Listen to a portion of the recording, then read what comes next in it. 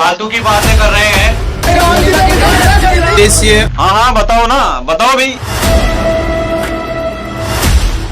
कृष्ण जी ने अपने ये कहते हैं अपनी वाणी में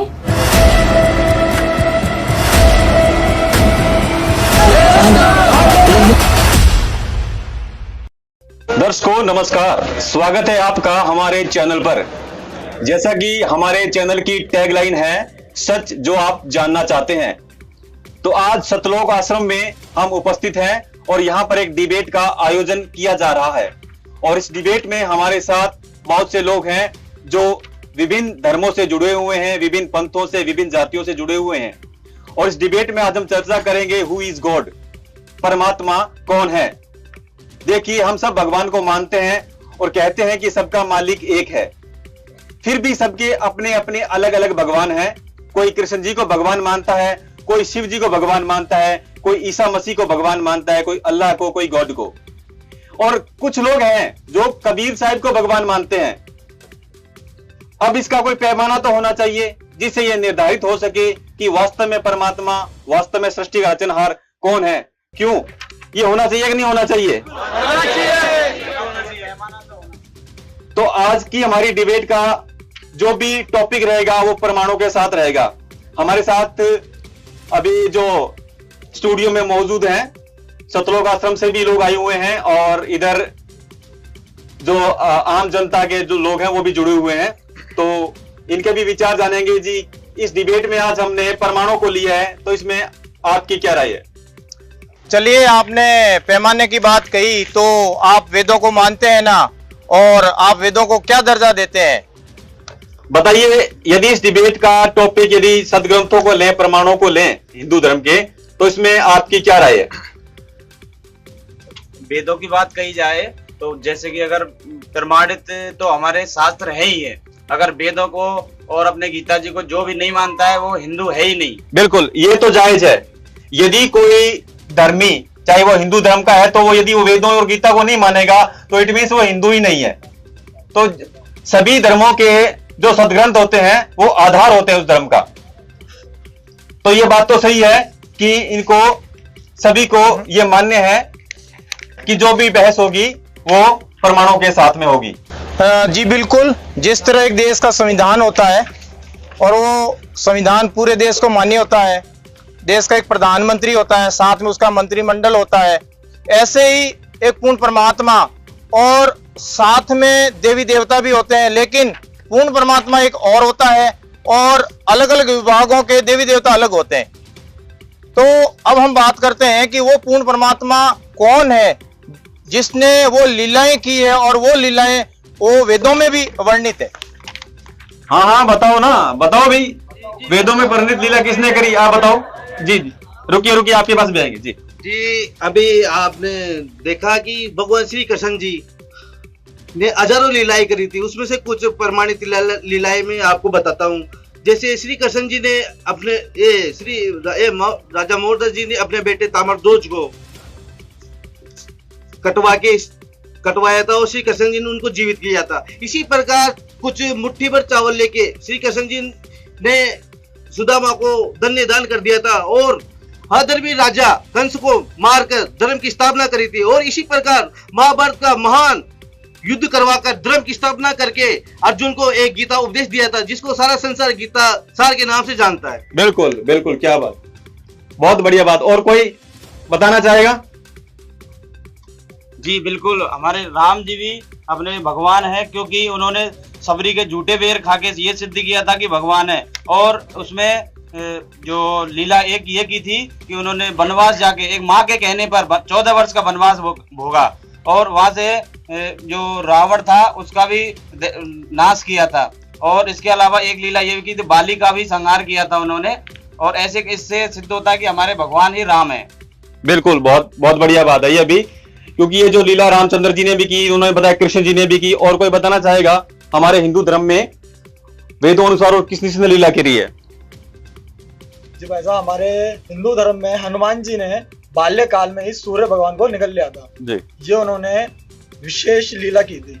और राम जी के साथ उन्होंने युद्ध रावण से युद्ध किया और सीता मैया का पता भी लगाया कि सीता मैया कहाँ पर हैं, और रावण की सोने की लंका भी उन्होंने जला दी थी। बिल्कुल सही है।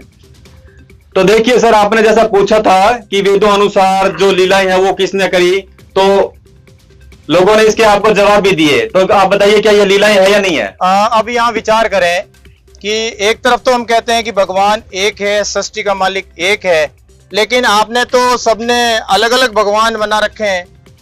कोई कह रहे हैं रामचंद्र जी भगवान है, कोई कह रहे हैं शिव जी भगवान है, कोई कह रहे हैं कृष्ण जी भगवान है। तो ये दोगलापन क्यों? अरे भाई, भगवान तो एक ही होगा ना, अनेक कैसे होंगे? हाँ, हमारे वेद भी यही कहते हैं कि परमात्मा एक है, लेकिन उसके बावजूद भी हम अलग अलग भगवान मान के उनकी पूजा कर रहे हैं।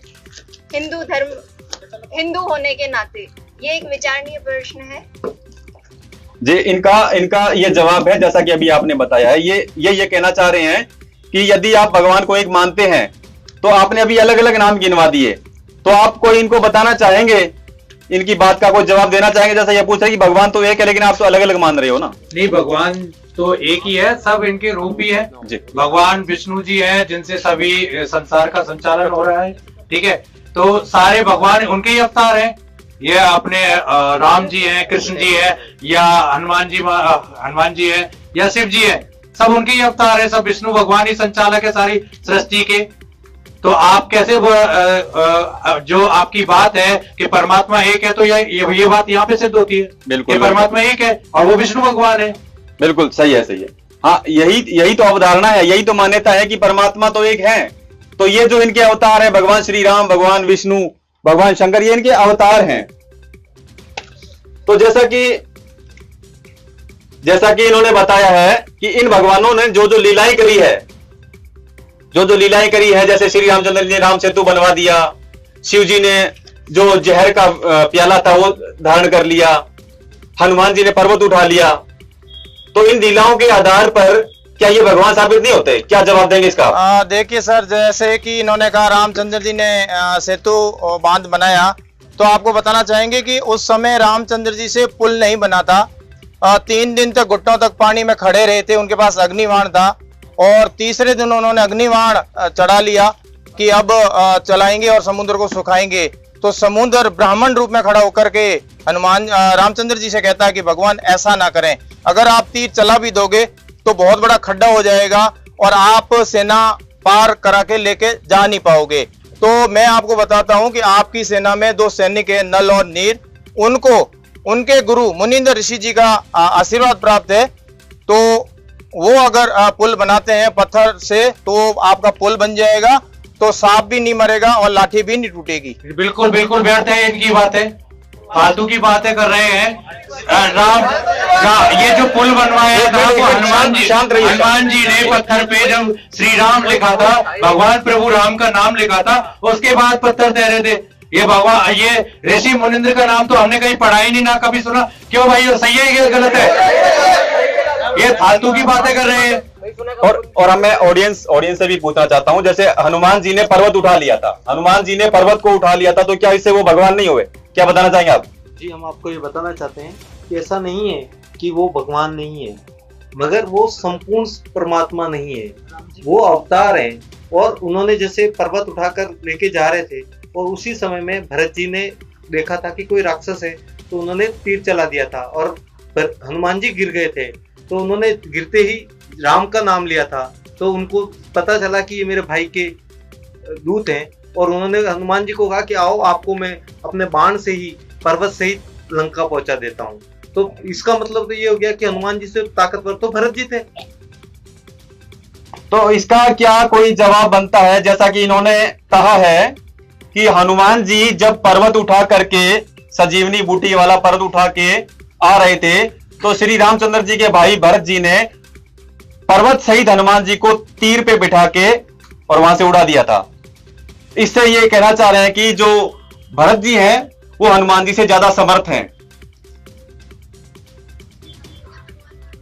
लेकिन आप बताइए। को मानते हैं हिंदू धर्म के हिसाब से कि हनुमान जी ही भगवान है।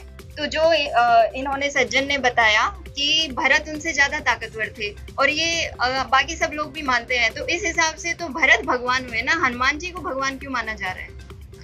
हाँ, ये एक टॉपिक है कि यदि समर्थता का पैमाना, सर मेरा सवाल आपसे है, यदि समर्थता का पैमाना कोई चमत्कार ही है, जैसा कोई पर्वत लेके उड़ रहा है, कोई जहर का प्याला पी रहा है, तो जैसा कि इन्होंने कहा भी, फिर तो भरत जी ज्यादा समर्थ है हनुमान जी से। तो ये निर्णय कैसे हो कि वास्तव में समर्थ परमात्मा कौन है? नहीं, ये बात सही थी, लेकिन है ना, बात ऐसी है कि भगवान प्रभु राम की लीलाएं हैं ये सारी, ठीक है कि है ना। ये जो अगर भगवान प्रभु राम इतने सर्वशक्तिमान है कि वो सब कुछ कर सकते हैं, तो ये एक छोटा सा उनकी लीला का पार्ट है। तो आप इससे ये पैमाना ना माने कि है ना भरत जी ज्यादा शक्तिशाली थे या हनुमान जी ज्यादा शक्तिशाली थे। ये सब प्रभु राम की लीलाएं हैं, और आप इन लीलाओं को आप समझने का प्रयास करें, ठीक है जी। तो जैसा कि आप बता रहे हैं, प्रभु राम जी की सारी लीलाएं, और हम सब भी यही मानते हैं, और प्रभु राम जी ने राम सेतु बनवा दिया था, समुद्र पर पुल का निर्माण करवा दिया था। तो इस बात पर आपके क्या विचार है सर? देखिए सर, इसका प्रसंग जो अभी बताया है, मुनींद्र ऋषि जी का रामायण के अंदर प्रसंग है। मेरे साथी ने इस बात को सिरे से खारिज कर दिया कि मुनींद्र ऋषि जी का कोई प्रसंग नहीं है। आप रामायण उठाकर देखिए, आप कहते हैं हम हिंदू हैं, हम सनातनी हैं, और हम वेद गीता पुराणों को मानते हैं, रामचरित मानस को मानते हैं, महाभारत को मानते हैं। तो रामचरित मानस के अंदर इसका प्रसंग आया हुआ है, मुनींद्र ऋषि जी का प्रसंग आया हुआ है, जहां पे एक वाणी भी है कि सतयुग में सत सुकृत कह टेरा, त्रेता में मुनींद्र कहलाया, द्वापर में करुणा में नाम मेरा, और कलयुग नाम कबीर धराया। तो त्रेता में मुनींद्र ऋषि जी आए थे पूर्ण परमात्मा के रूप में, और उनके दो सैनिक थे नल और नील, जिसका पूरा प्रसंग रामायण के अंदर है। तो जैसा कि इन्होंने बताया, नल और नील का प्रकरण बताया है कि नल और नील के द्वारा पत्थर तैरे थे, आप ये कहना चाह रहे हैं? क्या नल नील के द्वारा पत्थर तैरे थे, आप ये कहना चाह रहे हैं? ये प्रसंग थोड़ा लंबा हो जाएगा यहाँ पे। उन्होंने अपने गुरुदेव को उस समय याद नहीं किया, उनको आशीर्वाद प्राप्त था कि आपके हाथ से कोई भी वस्तु डूबेगी नहीं। वो भोले वाले थे, वो सत्संग में जाते थे, कपड़े वगैरह धोते थे, तो वो कभी कपड़े डूब जाते थे, कभी बर्तन डूब जाते थे। तो मुनींद्र ऋषि जी के जो और शिष्य थे, उन्होंने कहा कि गुरुदेव ही हमारे कपड़े डुबो देते हैं, बर्तन डुबो देते हैं, तो इनको ये सेवा ना दो। तो वो गुरु जी के आगे माफी मांगी, गिड़गिड़ाए कि परमात्मा हमारी ये सेवा ना छीनिए। तो मुनींद्र ऋषि जी ने उन दिन उनको आशीर्वाद दिया कि बेटा आज के बाद आपके हाथ से कोई भी वस्तु डूबेगी नहीं। लेकिन जब ये रामचंद्र जी वाला प्रसंग आता है, तो उस दिन की आवाज समुद्र ने बताया कि आपकी सेना में रामचंद्र जी सैनिक है, नल और नील, उनके हाथ से कोई भी वस्तु डूबेगी नहीं। तो उस समय नल और नील ने अपने गुरुदेव को याद नहीं किया। उन्होंने देखा कि अगर मैं रामचंद्र जी के सामने अपने गुरुदेव को याद करूंगा तो ये सोचेंगे भाई ये तो इनके गुरुदेव की शक्ति है, इनकी क्या शक्ति है। तो उस समय उनकी शक्ति चली गई, और जैसे ही उन्होंने पत्थर उठाया और डाला तो वो डूब गया। तो ये बहुत लंबा प्रसंग है। इसमें जो ज्योति निरंजन है, उसने अपना वरदान मांगा था कि त्रेता में जो मेरा अंश आएगा उससे पुल नहीं बनेगा, द्वापर में मेरा जो अंश आएगा उससे मंदिर नहीं बनेगा। तो ये पूर्ण परमात्मा ने पहले ही ज्योति निरंजन यानी ब्रह्म भगवान को आशीर्वाद दे दिया था कि भाई ठीक है, मैं इसकी मदद करूंगा। तो त्रेता में फिर ये रामचंद्र जी की पूर्ण परमात्मा जो मुनींद्र ऋषि जी के रूप में आए, उन्होंने वहां पे उनकी मदद करी, और फिर वो पुल बनाया। रामचंद्र जी सेना लेके गए, जो कि रावण उठा के लेके गया था माता सीता को। तो वहां पे फिर रामचंद्र जी अपनी सेना को लेके जाते हैं लंका में, और वो पुल बन गया वहां पे। एक बात जी जी जी जी, अभी इन्होंने बात की ब्रह्म की। जब बात हम स्टार्टिंग से हम लोग बचपन से सुनते आ रहे हैं, भगवान विष्णु जी के बारे में, भगवान श्री राम जी के बारे में, भगवान शंकर जी के बारे में, ब्रह्मा जी के बारे में, देवी दुर्गा के बारे में। अब ये ब्रह्म, ये अलग ही भगवान बता रहे हैं। ब्रह्म भगवान है जिसका कोई ना हमने कभी सुना ना कभी पढ़ा। तो ये ब्रह्म मतलब हमारे समझ में नहीं आ रही ये वाली बात है। आप कौन सी लीला आपने प्रसंग सुना है? प्रसंग हमने सुना। सर सुनिए, इन्होंने जो मुनींद्र ऋषि का जो रेफरेंस दिया है, जो जैसा इन्होंने बताया, उसके ऊपर आपके क्या विचार है? क्या ये है ऐसा कुछ प्रमाण है? हमने नल नील का प्रसंग सुना है, बिल्कुल सुना है, आपकी बात से हम सहमत हैं। लेकिन मुनींद्र ऋषि का नाम हमने कभी ना रामायण में पढ़ा ना रामचरितमानस में पढ़ा। बताइए, आपको ये बातें मान्य है क्या? आप नहीं देखा मुनिंदर, ये जो मुनिंदर ऋषि जी है, ये आज तक हमारे धर्म शास्त्र के धर्मगुरु हैं, जो कथावाचक हैं, ये हमें कथा सुनाते हैं, हम भी सुनते हैं और आप भी सुनते हैं। और इस सनातन हिंदू धर्म के अंदर हमें सबको भी ये नॉर्मल तथ्य है, सबको पता होता है कि नल नील और भगवान रामचंद्र जी कथा हम सबने सुनी है, लेकिन मुनिंदर जी ऋषि और ये पूर्ण परमात्मा उनको आशीर्वाद देना, ये कभी सुना नहीं। तो एक मिनट आपने ऐसा रुकिए, अब अपने थोड़ा अगला टॉपिक लेते हैं, एक बार इसको ये छोड़ते हैं। अभी तक जैसे वैसे भी इन्होंने समर्था की यदि बात करें तो इनके पक्ष को नकारा तो नहीं जा सकता। खैर, इनके पक्ष को नकारा तो बिल्कुल नहीं जा सकता, जिनकी सच्चाई हमारे सामने इन्होंने रखी है। तो आगे हम देखते हैं कि वेदों में आखिर भगवान की ऐसी कौन सी लीलाएं हैं। जैसे लीलाओं का बात चल रही थी, तो ऐसी कौन सी लीलाएं हैं या ऐसे कौन से गुण हैं जिससे उसे एक वास्तविक परमात्मा का कोई रहस्य उजागर होता है। बताइए सर, आप वेदों में ऐसे कौन सी लीलाएं बताई गई है जिससे? वेदों में काफी ऐसी लीलाएं हैं जो पूर्ण परमात्मा ने धरती पे आकर की। जब परमात्मा धरती पे आता है तो उसकी परवरिश कंवारी गायों से होती है। पूर्ण परमात्मा धरती पर शिशु रूप में प्रकट होते हैं और शरीर प्रकट होते हैं शिशु रूप में। एक मिनट रोकना चाहूंगा, ये कंवारी गाय का दूध, ये चैप्टर आप कहां से ले आए? आप बताइए सर, कुछ है? नहीं, कंवारी गाय का दूध कैसे दे सकती है? ये बिल्कुल नहीं, ये बात बिल्कुल झूठ है ना। नहीं, ना तो हमने किसी शास्त्र में पढ़ा। अगर हम अपने वेद शास्त्रों की बात करें तो हमने कभी पढ़ा नहीं। आपने पता नहीं कौन से शास्त्र पढ़ लिए, आपके पास कोई प्रमाण है तो बताओ, नहीं तो फिर ये अपनी जो व्यर्थता की बातें हैं इनको ना करें सबके सामने, क्योंकि हमारा जो समाज है उसके सामने आप ऐसी बातें करोगे तो समाज हमारा भ्रमित होगा।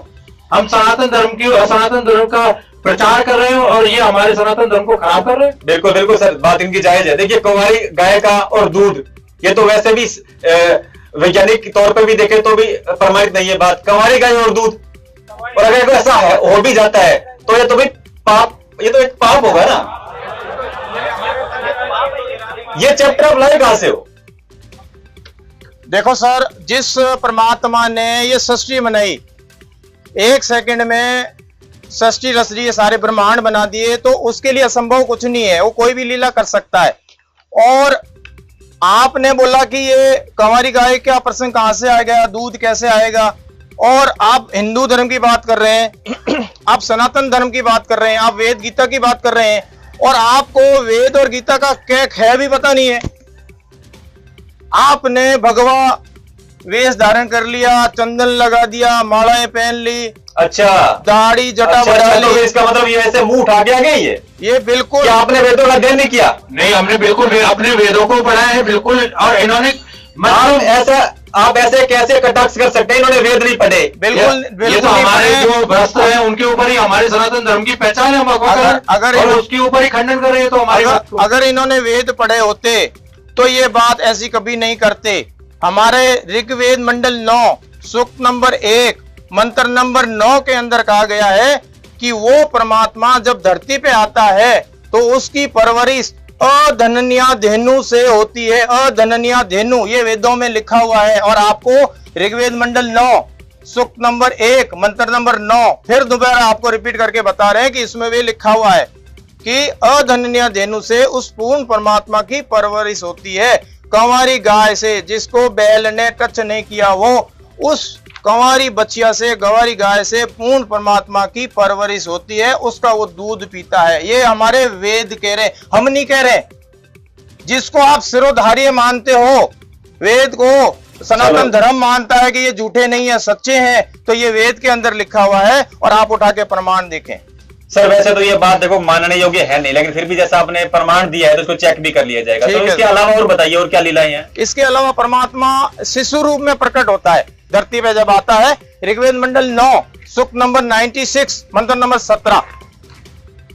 और वो परमात्मा कबीर गिरबी, कबीर वाणी के द्वारा ऊंचे स्वर में कविताओं के द्वारा ज्ञान को बताते हुए वो परमात्मा कबीर देव होता है। वो परमात्मा कबीर होता है, हमारे ऋग्वेद मंडल कह रहा है 9 सूक्त नंबर 96 मंत्र नंबर 17 के अंदर। वह परमात्मा पाप नाशक है। अगर घोर से घोर पाप भी है तो पूर्ण परमात्मा पापों का नाश कर देता है। कबीर अंगारी असी, पापों का शत्रु है कबीर। कबीर बम्बारी असी, कबीर बंधनों का शत्रु है, यानी आपको बंधनों से छुड़ाने वाला, बंदी छोड़ भी उसको कहते हैं। तो ये हमारे वेद के अंदर वर्णित है ये बात। चलो ठीक है, एक बार भी आपकी बात मान भी लेते हैं। परमात्मा जब धरती पे आता है शिशु रूप में तो वापिस सशरीर आता, सशरीर वापिस जाता है सतलोक। माँ के गर्भ में पूर्ण परमात्मा नहीं आता है, ये हमारे वेद कह रहे हैं। हम इसी न ठोक के कह सकते हैं, क्योंकि हमने वेद का अध्ययन किया, हमने वो सत्संग सुने हमारे गुरुदेव से और उन्होंने सारा वेद खोला, संत रामपाल जी महाराज ने, जिससे आज हमें ये ज्ञान हुआ। और आज हम सीना ठोक के कह सकते हैं कि ये वेदों में लिखा हुआ है, क्योंकि हमने उसका अध्ययन किया। तो हमारे गुरुदेव ने बताया, संत रामपाल जी महाराज ने। ये तो अनपढ़ का एक मिनट ऑडियंस से पूछ लेते ना, जैसा आपने भी वेद वगैरह पढ़े होंगे, तो आपके हिसाब से वेदों में किसकी महिमा का वर्णन है, कौन से भगवान की महिमा का वर्णन है, कोई बताना चाहेगा? आप बताएं, वेदों में किसकी महिमा का वर्णन है? वेदों में कबीर परमात्मा के बारे में बताया है। कबीर? ये अनपढ़ कबीर, मतलब जिसको जो कबीर, एक मिनट, कबीर कौन से कबीर, कौन सा कबीर? कबीर जी परमात्मा है, इसका प्रमाण हमारे वेदों में। कबीर संत की बात कर रहे हो आप? संत कबीर हुए उनकी बात कर रहे हो? हाँ जी बिल्कुल। तो अरे सर, आप कबीर और परमात्मा, ये संत कबीर, ये संत थे और इनको आप भगवान बता रहे हो? जो अनपढ़ थे, जो जुलाए थे, जो मतलब कपड़े बुनने का काम करते थे, जिनके घर में 2 वक्त की रोटी नहीं है, वो भगवान कैसे हो सकता है? नहीं हो सकते, गलत है। मतलब आप जनता, आप सभी को मूर्ख बना रहे हो, आप बेड़ा गर्क करने लग रहे हो। आप अपने धर्म ग्रंथों को पढ़ा लिया आपने, आप अपने धर्म ग्रंथों का नाम लेके आप झूठ परोस रहे हो सबके सामने। ये बिल्कुल व्यर्थ की बात है। क्यों भाई, वो बिल्कुल सही है। शांत, एक मिनट शांत साहब, देखिए जी सर, अब ये बता रहे थे वेद बहुत पुराने हैं, अनंत युगों से वेद है, लेकिन कबीर जी का जन्म तो 600 साल पहले हुआ था, तो कैसे हम मान ले कि कबीर जी वेदों में है? ये जायज, ये बिल्कुल जायज सवाल है इनका। आप बताइए। इन्होंने जैसा कहा कि कबीर साहिब जी 600 साल पहले आए, जैसा कि आप लोग जानते हो, लेकिन कबीर साहब अपनी खुद स्वयं की वाणी में क्या कह रहे हैं? सतयुग में सत सुकृत कह टेरा, त्रेता में मुनिंदर कहलाया, द्वापर करुणामय नाम मेरा, और कलयुग नाम कबीर धराया। कलयुग में मैं कबीर नाम से, ओरिजिनल नाम से आता हूं। जो आपके वेदों में लिखा हुआ है वो परमात्मा कबीर होता है। परमात्मा कबीर जी हर युग में आते हैं और हर युग में आकर के लीला करते हैं परमात्मा, जो वेदों में लिखा हुआ है। तो इन लीलाओं का क्या प्रमाण है वेदों में? क्या कबीर का नाम भी वेदों में लिखा हुआ है? जी बिल्कुल, कबीर परमात्मा का नाम वेदों में लिखा हुआ है। ऋग्वेद मंडल 9 सूक्त नंबर 96 मंत्र नंबर 16 के अंदर कि वो परमात्मा शिशु रूप में प्रकट होता है और उसका नाम कबीर होता है। क्या कहना चाहेंगे आप? श्रीमद् भागवत गीता अध्याय 8 में कबीर परमात्मा का वर्णन है। मद भगवत गीता में और कबीर का वर्णन, सर क्या ये जायज है? मद भगवत गीता में कबीर का वर्णन? नहीं, बिल्कुल गलत है ये तो। हम मतलब कबीर जी का वर्णन, मतलब हमने भगवत गीता को पढ़ा है, मतलब कहीं पे भी कबीर जी का नाम नहीं है सर। कबीर वर्ड ही नहीं है, कबीर भगवत गीता में नहीं है। एक सर, मेरा एक क्वेश्चन है, आप हम सबको क्यों मूर्ख बना रहे हो? उसमें तो कवि शब्द लिखा है, कवि शब्द का अर्थ आप कवि को कबीर कर रहे हो, ये कैसे शायद हो सकता है? देखिए सर जी, या कवि कभी सर्वज्ञ नहीं हो सकता, और कवि का मतलब कबीर परमात्मा ही है।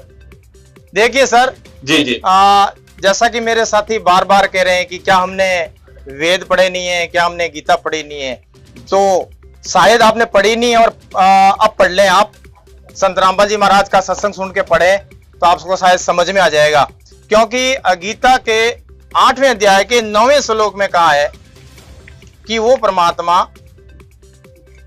तीनों लोकों में प्रवेश करके सबका धारण पोषण करता है, तो वो कवि यानी कबीर देव होता है। तो जैसा कि मेरे साथी कह रहे हैं कि वो तो कवि थे, तो आप मुझे ये बताइए कवि कभी सर्वज्ञ कैसे हो सकता है? तीनों लोकों में प्रवेश करके सबका धारण पोषण कवि कैसे कर सकता है? मेरे इस सवाल का आप जवाब दीजिए। कोई मेरे सनातनी भाइयों, मेरे हिंदू भाइयों, इस सवाल का जवाब दीजिए, कवि कभी सर्वज्ञ हो सकता है क्या? क्या जवाब सर आप इसका? इस बात का तो उत्तर हमारे पास भी नहीं है, क्योंकि कभी हमने इतने संतों के बारे में सुना है, लेकिन कभी सर्वज्ञ नहीं हुआ। लेकिन वहां पे कबीर नहीं है। हाँ, ये भी देखो, आप उसमें कबीर शब्द है, आप उसको कबीर सिद्ध नहीं कर सकते, आप उसको कबीर सिद्ध नहीं कर सकते, क्योंकि वहां पे आप सिर्फ कबीर जी के बारे में ये बात आप कैसे कर सकते हैं? सर यही कंसेप्ट क्लियर कर ले पहले। वैसे तो परमात्मा का जो मूलभूत स्वरूप है वो निराकार का है, जैसा कि हम सनातनी मानते हैं। तो जैसा कि इन्होंने लीलाएं बताई है, जैसा इन्होंने बताया कि वेदों में बताया कि वो कंवारी गायों का दूध पीता है, शिशु रूप में प्रकट होता है, पापों का वो नाश कर देता है। तो इस हिसाब से परमात्मा साकार है या निराकार? सर एक मिनट, जैसा कि इन्होंने कहा कि भाई कभी सर्वज्ञ नहीं हो सकता, ही तो एक्सेप्ट कर रहे हैं, लेकिन ये कह रहे हैं जो कवि लिखा हुआ वहां पे उसका कबीर देव नहीं है। तो ऋग्वेद मंडल 9 सूक्त नंबर 96 और मंत्र नंबर 18 क्या कह रहा है कि वो परमात्मा एक कवि की उपाधि प्राप्त करता है और वो धूलोक के तीसरे पृष्ठ पर विराजमान है, सिंहासन पर बैठा है। वो परमात्मा कवि की उपाधि प्राप्त करता है। तो कवि की उपाधि मुझे आप बताइए किसने प्राप्त करी है? कवि की उपाधि सिर्फ और सिर्फ कबीर साहब के लिए लगती है, उन्होंने प्राप्त की है, क्योंकि कबीर साहब ने अपना तत्व ज्ञान लोकोक्तियों, दोहों, साखी, वाणियों के माध्यम से बताया और कवि की तरह आचरण करते हुए वो पृथ्वी पर विचरण हुए, जो हमारे ऋग्वेद मंडल 9 सूक्त नंबर 96 मंत्र नंबर 18 कह रहा है। जी, अभी तो तुलसीदास जी भी थे जिन्होंने रामायण का पूरा वर्णन किया, तो इसका मतलब क्या हम परमात्मा उनको मान लें क्या? बिल्कुल सर, एक सवाल है हमारे ऑडियंस की तरफ से कि जैसा आप बता रहे हैं कि वो परमात्मा कवियों की तरह आचरण करता है, तो कवि तो बहुत हुए हैं और तुलसीदास जी तो रामायण के रचयिता और परम आदरणीय हैं, काफी उन्होंने वाणियों की, साखियों की, चौपाइयों की रचना करी है। तो इस हिसाब से क्या वो भी परमात्मा है? तुलसीदास जी त्रेता युग में हुए हैं, कबीर साहब तो हर युग में आते हैं और उन्होंने अपना तत्व ज्ञान प्रकट किया है, बताया है, दृढ़ भक्त आत्माओं को मिले हैं और वेदों में भी तो नाम लिखा हुआ है कबीर साहब जी का। हम एक बात से थोड़ी सिद्ध कर रहे हैं कि कवि से ही हम सिद्ध कर रहे हैं कबीर साहब को, वो कवि की उपाधि प्राप्त करते हैं। जैसा कि आपने अभी बताया कि वेदों में ऐसा प्रमाण है कि वो परमात्मा राजा के समान दर्शनीय है और वो अपने सिंहासन पर विराजमान है। तो राजा के समान अगर दर्शनीय है तो वो साकार है, तो इसका मतलब उसको फिर किसी ने देखा होगा। किसने देखा परमात्मा को? भाई किसी ने देखा परमात्मा को? जी बिल्कुल, परमात्मा को देखा है। और किसने देखा परमात्मा को? मैंने देखा परमात्मा को। परमात्मा श्री राम जी है, जो सबरी के झूठे बेर खा के उसको भक्ति की लाज रखी थी और राम से तो पुल बनवाया, और एक तरफ देखा जाए तो बाली को मारा, संहार किया मतलब उसका, और एक तरफ देखा जैसा कि इन्होंने परमात्मा का साकार होने का प्रमाण दिया, श्री राम जी को परमात्मा साकार रूप में ये मानते हैं। तो और परमात्मा श्री रामचंद्र जी है जिन्होंने बाल अवस्था में राजा जनक की बड़ी सभा में जिस महाधनुष को, जो शिव धनुष था, उसको कोई 10 कंदर रावण लंकापति नहीं उठा पाया था, उसको क्षण मात्र में श्री रामचंद्र जी ने तोड़ दिया। ऐसी वो महान शक्ति, इतने महान शक्ति, इतने समर्थ और वो परमात्मा का साकार स्वरूप। और कोई बताना चाहेगा परमात्मा के साकार स्वरूप के बारे में? जी, श्री राम जी के अवतार श्री कृष्ण जी भी है। उन्होंने महाभारत के युद्ध के अंदर एक विराट रूप बताया था, जिसको देखकर, इस विराट रूप को देखकर अर्जुन भी घबरा गया था। वो महान परमात्मा श्री कृष्ण जी है। जी, गीता के अंदर श्री कृष्ण जी की महिमा है। श्री कृष्ण जी ने अपने स्वरूप का भी को उजागर किया है श्री कृष्ण के सामने, और अपनी महिमा का, अपने ज्ञान को वहां पर उजागर किया है। शिव जी भी हैं जिन्होंने विष का प्याला समुद्र मंथन के टाइम पे विष का प्याला अपने कंठ में रखा था, ठीक है। और शिव जी ने ही गणेश जी का सिर, उनके हाथी का सिर लगा दिया। मतलब भगवान अब मरे हुए को जिंदा कर रहे हैं, शिव जी जिंदा कर रहे हैं, तो क्या वो भगवान नहीं है? वो भी तो भगवान ही है। इसका वर्णन ये वेदों की बात करें, वेदों में तो है ना, महाकाल का वर्णन भी है, आदि राम का भी वर्णन ही है, ठीक है, और महाविष्णु का भी वर्णन है। तो आप उन वेदों में तो मतलब हमारे विष्णु भगवान भी नहीं है ना, हमारे शिव जी भी है, तो मतलब इन भगवानों का नाम भी है। आप कबीर भगवान का नाम ले रहे हो, आप आप अपने कबीर जी को, जो संत थे, आप उनको परमात्मा बता रहे हो। और जो हमारे भगवानों के नाम है, आप उन भगवानों के नाम ही नहीं ले रहे। वहां पे सदाशिव भी लिखा है, बिल्कुल ठीक है, और सदाशिव शिव जी के बारे में वर्णन है, विष्णु जी के बारे में और ब्रह्मा जी के बारे में वर्णन है पूरा। मतलब कुछ भी बोले जा रहे हैं भाई साहब, और मतलब उसका ना तो कोई सेंस है, और हर एक चीज में इसका प्रमाण यहाँ पे है, इसका प्रमाण वहां पे है, और तो आपने ये प्रमाण नहीं पढ़े। हाँ, ये भी कैसे बताओगे? ये भी तो अपने आप में प्रमाणित बातें आज की नहीं है। देखिए सर, युग हो गए इन बातों को चलते हुए। सर एक मिनट सुनिए, पहले आप सुनिए। अब जैसा कि इन्होंने बता ही दिया है, रामचंद्र जी ने कितने चमत्कार किए थे। राम सेतु बनवा दिया था, और शंकर जी ने तो विष को धारण करके और पूरी सृष्टि को बचाया था, है ना। और हनुमान जी ने तो पर्वत तक उठा लिया था, और कृष्ण जी ने तो मृत मोर ध्वज के पुत्र तामर ध्वज को जीवित कर दिया था। तो क्या ये लीलाएं नहीं है परमात्मा की? देखिए मेरे साथियों को मैं बताना चाहूंगा जी कि एक मेरे भाई ने कहा कि भाई उन्होंने, कृष्ण जी ने विराट रूप दिखाया जी। तो 3 लोक के नाथ हैं, ब्रह्मा विष्णु महेश, और जो कृष्ण जी हैं वो 16 कला के भगवान है। इनके पास 3 लोक की शक्ति तो है ही, छोटा मोटा चमत्कार तो दिखा ही सकते हैं। और आप कह रहे हैं कि कृष्ण जी ने ये कर दिया, रामचंद्र जी ने ये कर दिया, तो आप मुझे बताओ, अगस्त ऋषि ने 7 समुद्र का पानी एक चड़ू में 7 समुद्र सुखा दिए, तो क्या वो भगवान हो गए? आप मेरे इस सवाल का जवाब दीजिए, क्या वो भगवान हो गए? भगवान की लीला, भगवान के गुणों का वर्णन हमारे वेदों में लिखा हुआ है। हमारे वेद क्या कह रहे हैं? अभी इसी डिबेट में कि रामचंद्र जी से सेतु बांध पुल नहीं बना था, मुनिंदर ऋषि जी ने वहां मदद करी, और फिर आप उसी लीला को फिर आप सामने रख रहे हो, जो मदद मुनिंदर ऋषि जी ने की थी। फिर आप कह रहे हो कृष्ण जी ने मोर ध्वज के पुत्र तामर ध्वज को आरे से चिरवा करके वापस जिंदा कर दिया। बिल्कुल कर दिया, हम इस बात को स्वीकार रहे, कहां नकार रहे। लेकिन वहां पे तामर ध्वज के प्राण यानी कि आयु शेष थी, तो 3 लोक के नाथ इनके पास शक्ति है, जिंदा कर दिया। लेकिन दूसरी तरफ हम बात करें, शंकर भगवान ने अपने ही पुत्र गणेश जी की गर्दन काट दी। फिर क्या होता है? वो वापिस शिव जी, गणेश जी को जिंदा नहीं कर पाए। फिर ब्रह्मा जी के पास गए, विष्णु जी के पास गए, उन्होंने कहा महादेव हमारे बस की नहीं है, हमारे पास ये पावर नहीं है। फिर शेरों वाली माता के पास गए, माता आप कोई उपाय बताओ। तो शेरों वाली माता ने कहा कि आप यहाँ से जंगल में जाइए, और जंगल में जाते समय कोई भी पहला जानवर मिले उसकी आप गर्दन काट के ले आइए और गणेश जी के लगा दिए, जिंदा हो जाएगा।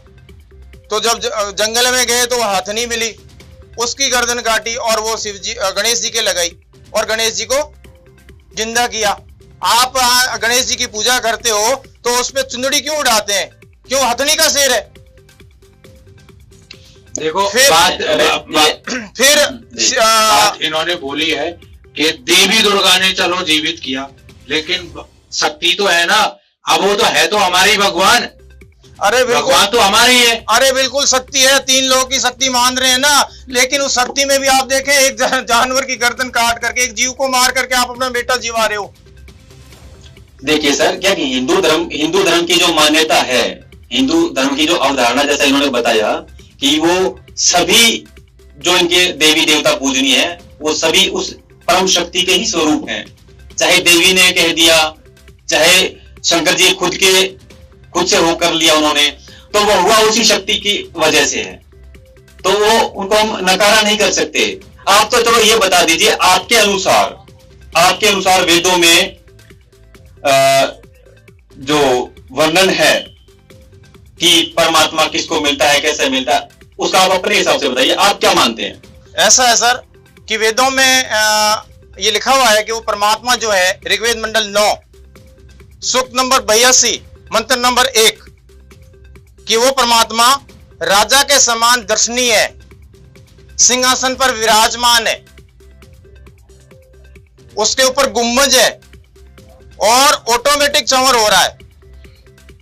यह प्रमाण कुरान शरीफ भी कह रही है, सूरत फुरकानी 25 आयत नंबर। हमें क्या लेना भी यार सर, कुरान शरीफ को कहां ला रहे हो? हम सनातनी है भाई, यहाँ पर मुसलमान थोड़े हैं। ये हमारे को गुमराह कर रहे हैं सर जी, क्योंकि हमारे हिंदू धर्म के जितने भी ग्रंथ है तो हम क्या गलत पढ़ रहे हैं? भगवान नहीं तो इसमें कुरान की कहां जरूरत? भगवान तो निराकार है, ये साकार बता रहे हैं। बताइए, भगवान तो निराकार है, क्यों भाई ये निराकार है या नहीं? ये साकार बता रहे हैं। हमने तो भगवान को बचपन से निराकार पढ़ा है और हमारे पूर्वजों ने भी बताया, और हमारे जो सनातन धर्म को जो संभाले हुए ऋषि मुनि और जो हमारे बैठे हुए बड़े बड़े जो शास्त्रों के ज्ञाता है, उन्होंने भगवान को निराकार बताया और ये साकार बता रहे। तो मतलब हमारे जो ऋषि मुनि है वो झूठे हैं।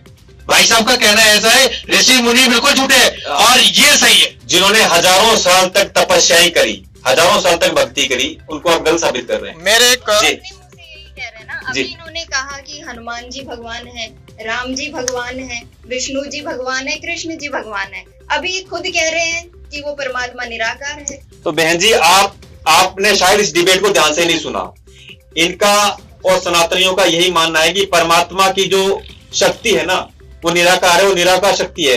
ये सभी उस परमात्मा के अवतार हैं, उन्हीं का ही स्वरूप है। ये इस चीज को हम क्यों नहीं समझ रहे हैं? कृष्ण जी ही पूर्ण परमात्मा है, मैं उसी संदर्भ में ये बात कर रही हूँ, ये सवाल उठाया। तो बात तो एक ही है ना, भगवान विष्णु के ही तो अंश है सारे। अब वो भगवान विष्णु निराकार है, वो किसी भी रूप में आ सकते हैं, किसी भी रूप में अवतार ले सकते हैं। कैसी बात कर रहे हैं आप? जैसे कि सूर्य, आपने बिल्कुल ऐसी बात कर दी ना कि सूर्य है, उसका कोई आकार नहीं है, लेकिन वो कोई भी शेप ले सकता है, कुछ ऐसा कहना चाह रहे हैं आप? नहीं, बात बिल्कुल सही है, भगवान निराकार है और आप साकार बता के आप भ्रमित कर रहे हैं लोगों को। सर अपने इनसे यही सवाल कर लेते हैं ना, अगर ये परमात्मा को साकार मानते हैं, जैसा ये प्रमाण भी दे रहे हैं, तो आप बता दो फिर वो परमात्मा किसको मिला है, किसने उसको देखा है? परमात्मा साकार है जो वेदों में लिखा हुआ है, और हम तो ये कह रहे हैं कि वेद में लिखा हुआ, हम अपनी तरफ से नहीं कह रहे हैं। वो राजा के समान दर्शनीय है। अच्छा, अब वो मिला किसको, किसने देखा? जिसको ये निराकार कह रहे हैं, तो क्या किसी ने देखा है? बिल्कुल मिला है, वो देखा है। किसको मिला? गुरु नानक जी को मिला वो पूर्ण परमात्मा, दादू जी को मिले वो पूर्ण परमात्मा, मल्लुकदास जी को मिले, गीसूदास जी को मिले, नामदेव जी को मिले, पीपा जी, मीराबाई, बहुत ऐसे संत हुए हैं, गरीबदास जी महाराज, जिनको पूर्ण परमात्मा जिंदा महात्मा के रूप में धर्मदास जी को मिले, अपना तत्व ज्ञान समझाया, उनको गवाह बनाया, जैसा कि अभी वेदों के अंदर प्रमाण है, उसके साथ में इन संतों को गवाह बनाया उस पूर्ण परमात्मा ने, और कभी सागर के अंदर वर्णन है उस पूर्ण परमात्मा का। जी, इन सज्जन जी की पिछली बातों पे आना चाहता हूँ। ये बता रहे थे कि आपके श्री कृष्ण जी ने मोरदस राजा के बेटे ताम्रध्वज को मार के जीवित किया, ये सही है? उस श्री कृष्ण जी ने जीवित करा था, और शिव जी ने उनके बेटे गणेश जी की गर्दन काट के एक नई गर्दन लगाई थी, तो वो संसार के सृजनहार कहलाए थे, तो वो परमात्मा के गुण थे। और इसी संदर्भ में ये कह रहे थे कि कबीर साहब भगवान है ना, वेदों में भी प्रमाणित है। तो ये से लीला इन भगवानों ने करी, श्री कृष्ण जी ने करी, शिव जी ने करी, कबीर साहब ने ऐसी कैसी लीला करी, किनको जीवित किया, किनको उद्धार किया, ये प्रमाण तो हमको बताओ। बताइए। बताइए, इन भगवानों ने तो मरे हुओं को जीवित कर दिया, क्या कबीर ने भी ऐसा कुछ किया है क्या? कौन जवाब देना चाहेगा? आप दोगे जी, बताइए। मैं ये पूछना चाहता हूँ कि आप कह रहे थे कृष्ण ने राजा मोरध्वज के पुत्र को जीवित कर दिया था, तो उन्होंने अपने भांजे अभिमन्यु को जीवित क्यों नहीं किया?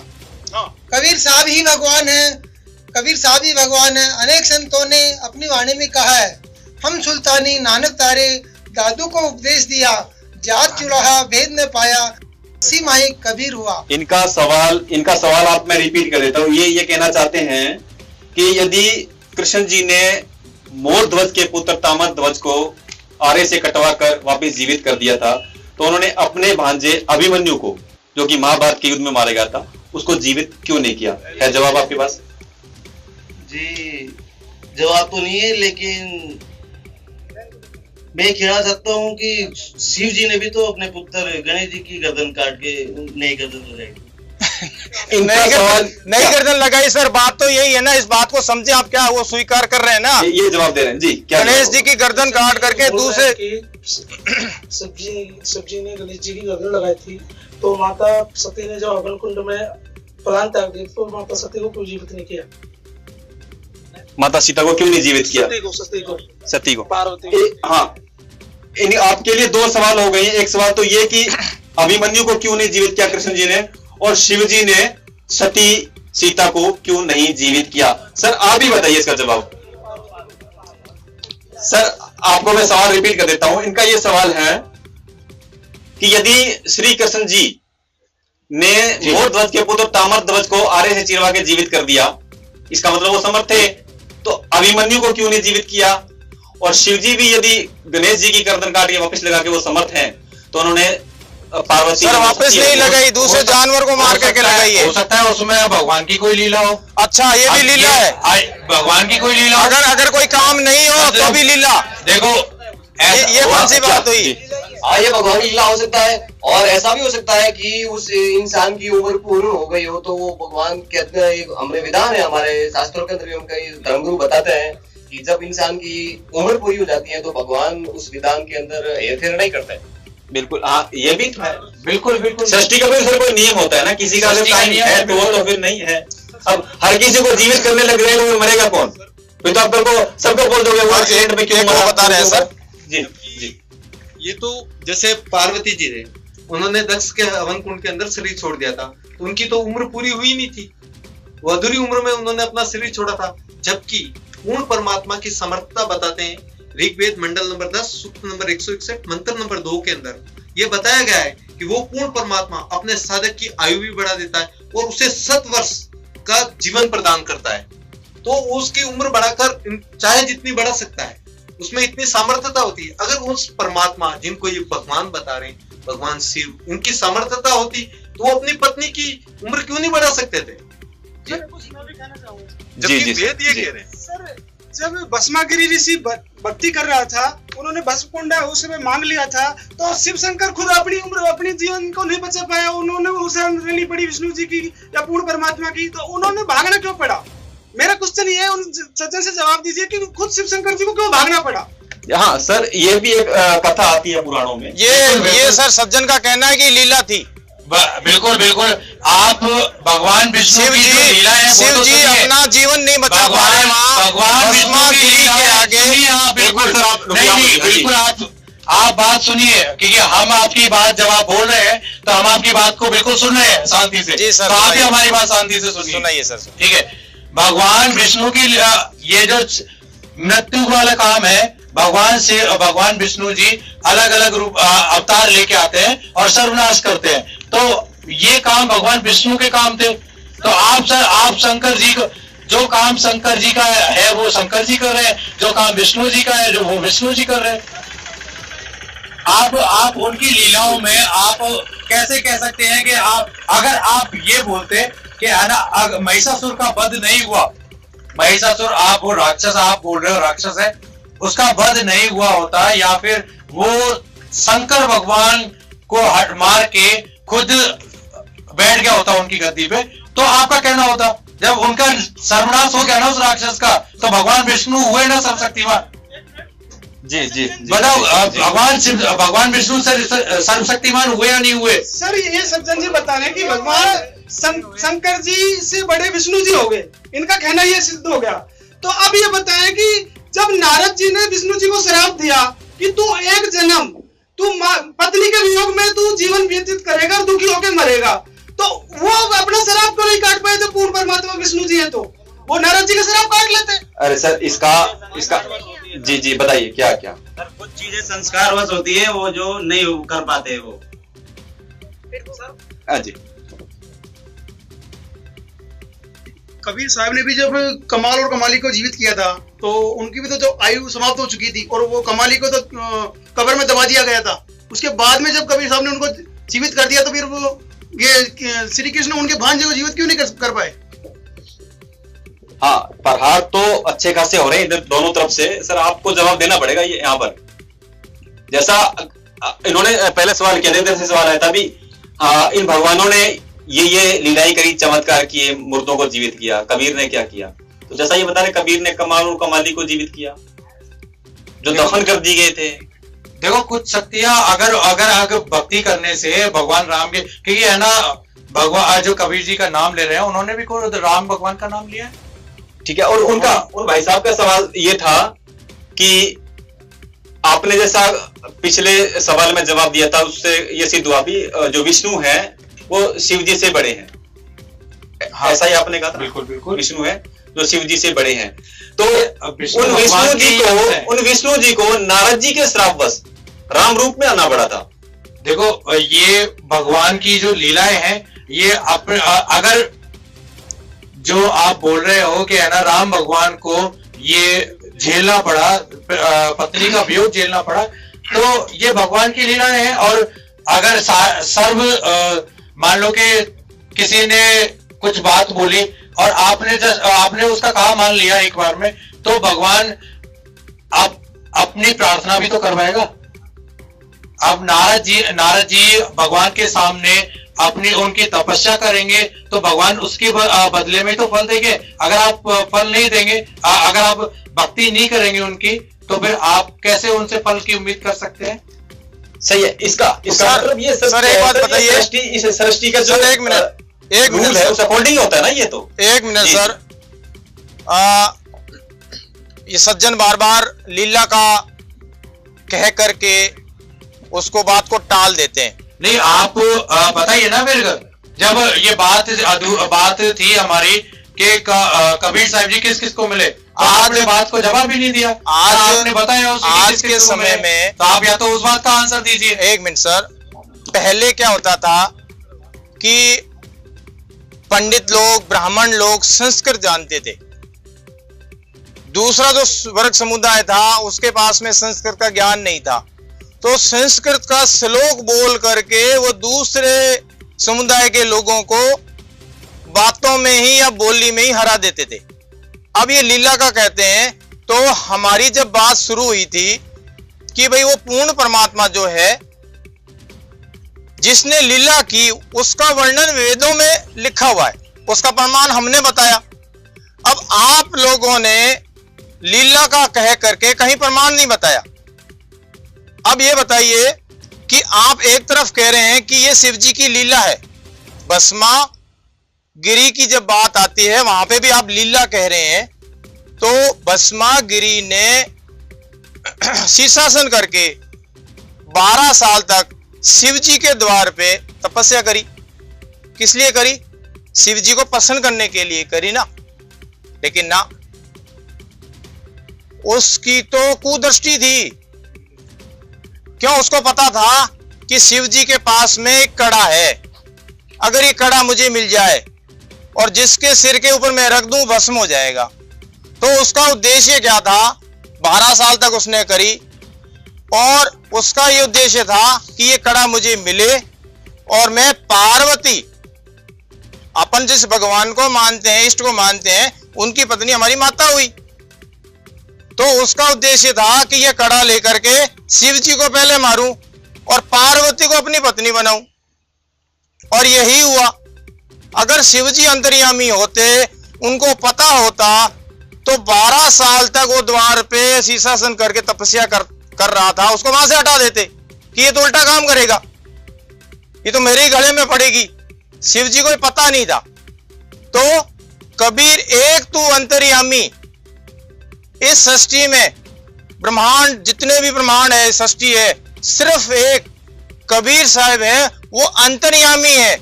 उनको पता है कि आप क्या सोच रहे हो, वो है भगवान। कबीर एक तू अंतर्यामी, जो तुम छोड़ो हाथ तो कौन उतारे पार।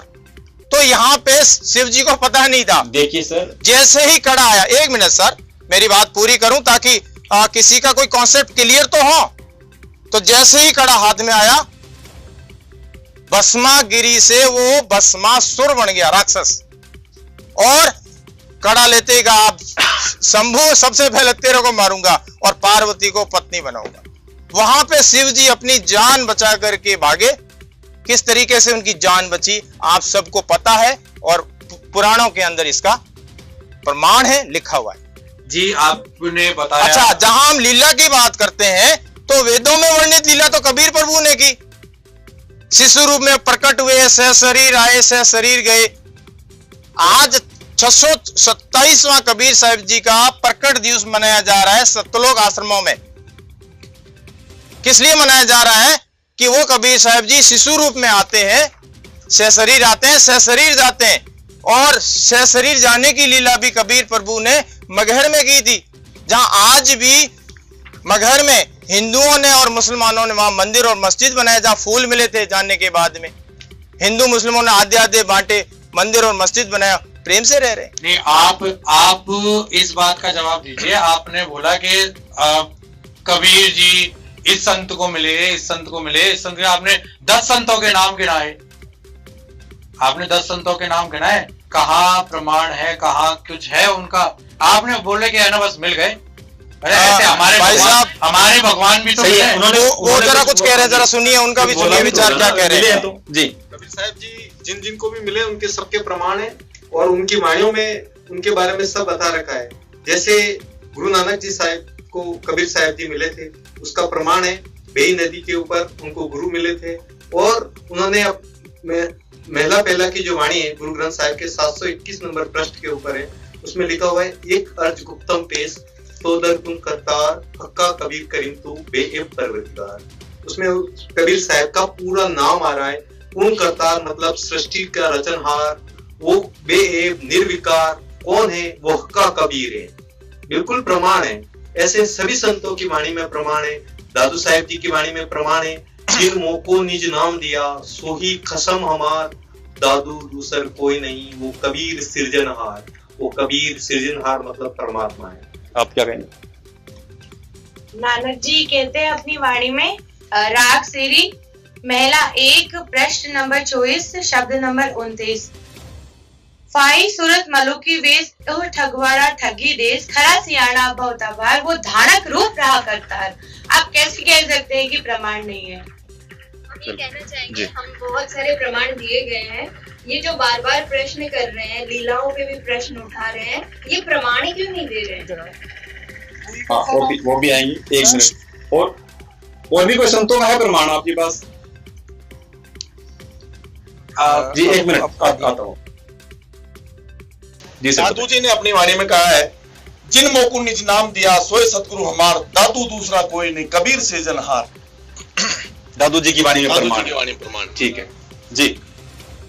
गरीबदास जी की वाणी है कि अलल गरीबदास जी, ये कौन है? ये हरियाणा में है, हरियाणा के संत हैं। अच्छा। और इनको कबीर परमात्मा के मिले थे। इन्होंने कहा कि अलल पंख अनुराग है सुन मंडल रहे धीर, दास गरीब उधारिया सदगुरु मिले कबीर। तो कबीर परमात्मा इनको आके मिले थे और इनका मोक्ष किया।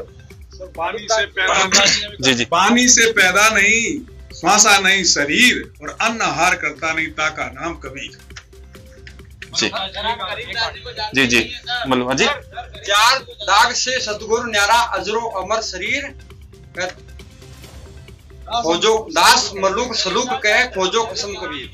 सर ये नहीं हमने जी अब एक मिनट आते हैं गरीबदास जी को जानते ही नहीं, क्योंकि इन्होंने अभी तक जो प्रमाण दिए हैं वो अलग अलग धर्मों के गुरुओं संतों के दिए हैं। अभी तक हमारे हिंदू धर्म का एक भी संत का प्रमाण नहीं थे। गरीबदास जी को बता रहे, गरीबदास जी को हम आज तक पहचाने नहीं, जाने नहीं, कौन है गरीबदास जी ना, नाम सुना उनका, पता नहीं कहां से नाम लेकर आ रहे हैं। गरीबदास का प्रमाण दे रहे हैं, बेबुनियादी बातें कर रहे हैं हमको। अरे सर कितने संतों की वाणियों का प्रमाण दे। ये नानक जी कौन थे? बातें हैं सर नानक जी कौन थे? मीराबाई कौन थी? ये जो बातें हैं पूरे सनातन धर्म को खराब करने वाली बातें हैं। जो हमारे धर्म गुरु सनातन धर्म को लेके जा रहे हैं आगे, वो सनातन धर्म को खराब करने लग रहे हैं। अरे और नहीं आप गरीबदास जी का नाम आप इतने सारे संतों का नाम जो आपने दिया, आपने संतों का नाम बोला, हमने उसमें कोई हस्तक्षेप नहीं किया क्योंकि हमने भी उनका नाम सुना है। आपने मीराबाई का भी नाम लिया, मीराबाई तो कृष्ण भक्त थी, आप मीराबाई ने तो कृष्ण भगवान की पूजा करी थी, तो आप है ना मीराबाई का आप कबीर जी से नाम कैसे जोड़ रहे हो? बताइए। देखिए सर, अगर किसी चीज को जाननी है तो उसके बारे में आपको प्रमाण पढ़ना पड़ेगा। अब आप कह रहे कि हम गरीबदास जी महाराज जी को नहीं जानते, तो आपने कभी गरीबदास जी महाराज जी को जानने का प्रयास ही नहीं किया, तो आप जानेंगे कैसे? तो उसको जानने के लिए आपको अपने शास्त्रों को देखना पड़ेगा, जिसमें गरीबदास जी महाराज जी का वर्णन आएगा। गरीबदास जी कोई छोटी हस्ती नहीं थे, उन्होंने उस पूर्ण परमात्मा को पाया है, और उसका वर्णन कबीर सागर, जो कि जितना ऑथेंटिक गुरु ग्रंथ साहिब है, जो सिखों में इतना आदरणीय है, उतना ही ऑथेंटिक और प्रमाणित कबीर सागर है।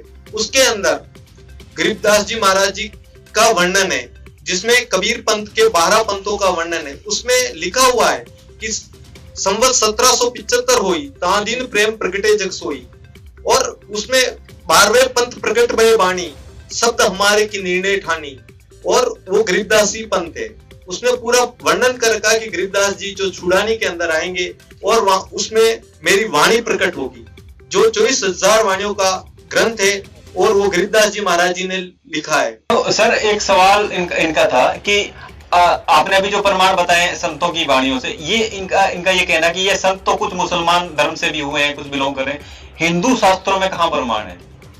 हिंदू शास्त्रों में कुछ प्रमाण दीजिए आप। सर जी हमारा ये सवाल है, ये बता रहे 600 साल पुराने सवाल, तो 600 साल से हमारे हिंदू धर्म के सारे ग्रंथ है, सभी धर्मों को ग्रंथ है, तो उन्होंने से तो सेवा करते हैं, अनेक ग्रंथों में से तो चलती आ रही, सारी हम पूजा करवा रहे हैं, सब करवा रहे हैं, आज शादी ब्याह करवाते हैं, हम उसी तरीके से तो करवाते आ रहे हैं। अब ये कबीर साहब की कह रहे, चलो हम इनकी बात मानते हैं भाई साहब की, क्या कबीर साहब ग्रंथ है, कबीर साहब भगवान है, तो हम कैसे सत्य माने इसको?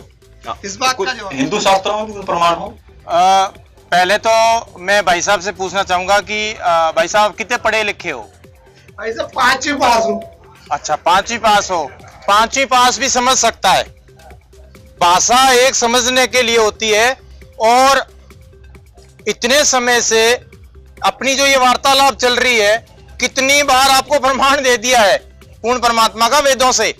फिर एक बार और आपको रिपीट कर दें, इस बात को थोड़ा याद रखना, और घर पे जो वेद रखे हुए हैं नहीं है तो आप जाके वेदों में देखें। ऋग्वेद मंडल 9 नोट कर लीजिए आप, ऋग्वेद मंडल 9 सूक्त नंबर 96 मंत्र नंबर 17 क्या कह रहा है कि वह परमात्मा शिशु रूप में प्रकट होता है जी, और उसका नाम कबीर देव होता है, कबीर होता है वो परमात्मा। अब आप मुझे बताइए कि शिशु रूप में परमात्मा प्रकट हुआ जी, ठीक है, अब शिशु रूप में परमात्मा प्रकट हुआ तो उसने लीला भी करी है ना, और वो वेदों में लिखी हुई है। जब शिशु रूप में आता है तो अधन्या धेनु से उसकी परवरिश होती है, ये वेदों में लिखा हुआ है। तो हम कौन सा वेद से बाहर बता रहे हैं? एक सवाल है जी, बोलिए। ये बता रहे, इससे बात बता रहे, मान लिया कि कबीर साहब परमात्मा है, पूर्ण परमात्मा है, मानने सर्टिफाइड है, लेकिन कबीर साहब जी का जीवन देखा जाए, हमने सुना भी है, और जब क्लास में पढ़ते थे, छोटी क्लास में पढ़ते तब कबीर जी का वर्णन भी आता था, तो हमने देखा और सुना भी कि कबीर जी का जीवन एक गरीबी जीवन रहा, आजीवन उन्होंने प्रयत्न किया, भरण पोषण के लिए आजीवन प्रयत्न रहे हो, और उधर देखा जाए तो हमारे भगवान महलों में पैदा हुए, तो उनका जीवन कैसा था? चलो मान ले कि कबीर परमात्मा है, उनका जीवन ऐसा रहा, इस वजह से हम नहीं मान सकते कि कबीर परमात्मा है। दूसरी बात, वो स्वयं कबीर जी बताते हैं कि आप राम जी की भक्ति करो। कबीर जी ने राम जी की भक्ति करी थी। वो कहते राम बुलावा भेजिया दिया कबीरा रोए, और बताते कि राम नाम रटते रहो जब तक अगड़े प्राण। फिर वो कबीर जी तो स्वयं राम जी की भक्ति बता रहे हैं कि तो हम कैसे माने कि कबीर परमात्मा है, वो तो स्वयं दूसरे की भक्ति बता रहे हैं। हम यही तो चाह रहे हैं साहब। जी जी, इन सब की बात यही तो चाह रहे हैं, हमें सच्चाई बताए। चलो हम जानते नहीं है, हम इतने सालों से चल रहे हैं, तो हम भी तो सच्चाई चाहते हैं। ये बता रहे हैं कि भाई ऐसा है, तो हम जानना चाहते हैं इंसु भाई साहब से। तो जी। और सर मैं कहना चाहता हूँ, ये सर बता रहे हैं कि कबीर साहब जी ही पूर्ण परमात्मा है। तो कबीर साहब जी तो जैसे हमने पढ़ा था, अपने शिक्षित हुए थे, तो उस टाइम पे बताया था उसमें कि कबीर साहब जी तो एक विधवा ब्राह्मणी के गर्भ से जन्मे हैं। तो ये तो कोई तर्क मिल ही नहीं रहा सर। जी जी, आप सर रामचंद्र जी त्रेता में हुए थे, तो सतयुग में कौन सा राम था जो सर, राम नाम रखते के लिए बात कह रहे हो? सर एक मिनट। जी सर, पहले मैं मेरे भाई साहब का सवाल का जवाब दे दूं। इन्होंने बोला कि वो तो निर्धन थे, गरीब थे, वो कुछ नहीं कर सकते थे। तो आपको अगर पता हो, जैसा कि कबीर साहब हरयुग में आते हैं, और जब कलयुग में कबीर साहब जी आए थे तो एक बहुत बड़ी लीला करी थी उन्होंने। 3 दिन तक कबीर साहब जी ने भंडारा दिया था, और उसमें कितने व्यक्ति आए थे आप में से कोई बताएगा? 18 लाख। राम जी ने भी तो करी थी लीला, नहीं करी थी लीला।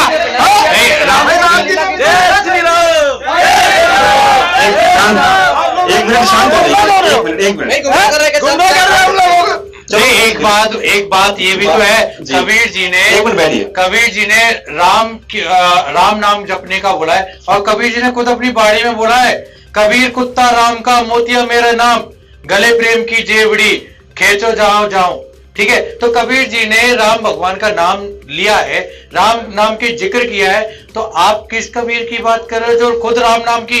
हम भी तो वही बोल रहे हैं कि राम भगवान ही तो है जो सर्वशक्तिमान है, और कबीर जी ने ही बोला है, राम बुलावा भेजिया दिया कबीरा रोए, जो सुख है संगत सत्संग में वो बैकुंठ में ना होए। मतलब राम के नाम के जपने के लिए हमेशा कबीर जी ने प्रयत्न किया है, हमेशा बोला है, और आप उन कबीर जी को परमात्मा बोले जो राम को भगवान बता रहे। देखो सर, जी सर, ठीक कह रहे हैं, ये वाणी भी है। तो कबीर साहब जी जब धरती पे आते हैं, और उन्होंने 3 तरीके से भूमिका अदा करी है। यहाँ पे कबीर साहब जी भगत बन करके भूमिका अदा करी, कबीर साहब जी ने तत्वदर्शी संत बन करके ज्ञान समझाया, भूमिका अदा करी, और कबीर साहब जी ने पूर्ण परमात्मा की वाणी के बारे में बताया कि भाई मैं ही कबीर परमात्मा हूं। वो वाणी भी अभी आपको बताएंगे, जहां पे सिद्ध होता है कि कबीर साहब भगवान है। 3 तरह की कबीर साहब जी ने भूमिका अदा करी इस धरती पे। जब कलयुग में आए कबीर साहब जी, तो कबीर साहब जी क्या कह रहे हैं? पत्थर पूजे हरि मिले, यहां भगत बन गए। सुनना, आप समझना इस बात को। पत्थर पूजे हरि मिले तो मैं पूजूं पहाड़, ताते तो चाकी भली पीस खाए संसार। यहां भगत बन गए कबीर साहब जी। फिर आगे क्या करते हैं कबीर साहब जी? अपनी वाणी में खुद कह रहे हैं, क्या कह रहे हैं? अवधू अविगत से चलाए, कोई मेरा भेद भ्रम न पाए। मेरा किसी को भेद भ्रम नहीं है। इन 3 लोगों के तो क्या 21 ब्रह्मांड के स्वामी को भी पता नहीं है कि मेरा भ्रम और भेद क्या है। सर ये बात है, बिल्कुल गलत है। ये गलत है, बेबुनियाद बातें अभी कह रहे थे ये संत जी, अभी इन्होंने बताया सज्जन जी ने। एक मिनट सर, 1 मिनट मेरी बात पूरी होने दें। सर हमारी बात पूरी होने दें। 1 मिनट आप बैठिए। ये हमको स्वीकार नहीं है, ये क्यों स्वीकार है? अभी इन्होंने बताया कि माँ के गर्भ से पैदा नहीं होता, ये लीला करते हैं। अब ये 3 तरीके की लीला बता रहे हैं, ये कोई तरक की बातें हो रही है क्या? बेबुनियाद बातें। 1 मिनट आप बैठिए, 1 मिनट आप बैठिए, 1 मिनट आप बैठ रुकिए, 1 मिनट। जी जी सर, मैं काफी वक्त से इनकी चर्चाएं सुन रहा हूँ। मुझे लगता है कि इन्होंने शास्त्र के ऊपर से जल्द भी नहीं देखी होगी अभी तक। इन महानुभाव ने पहले कहा था कि ये ब्रह्म कहां से आ गया। आपने गीता पढ़ी है, ब्रह्म कहां से आ गया? सबसे पहला टॉपिक मैं बताता हूँ आपको, सुनो आप। गीता अध्याय 8 श्लोक 13, ओम इति एकाक्षरम ब्रह्म विहारन माम अनुस्मरन्, मुझ ब्रह्म का स्मरण करने का सिर्फ एक ओम मंत्र है। फिर उसके बाद में 3 ब्रह्म बताते हैं आपको गीता अध्याय 15 श्लोक 16 और 17 में। फिर आपने कहा परमात्मा निराकार है, परमात्मा साकार है, गीता अध्याय 2 श्लोक 59 पढ़िए। पहले आप ना शास्त्रों को पढ़ के आइए।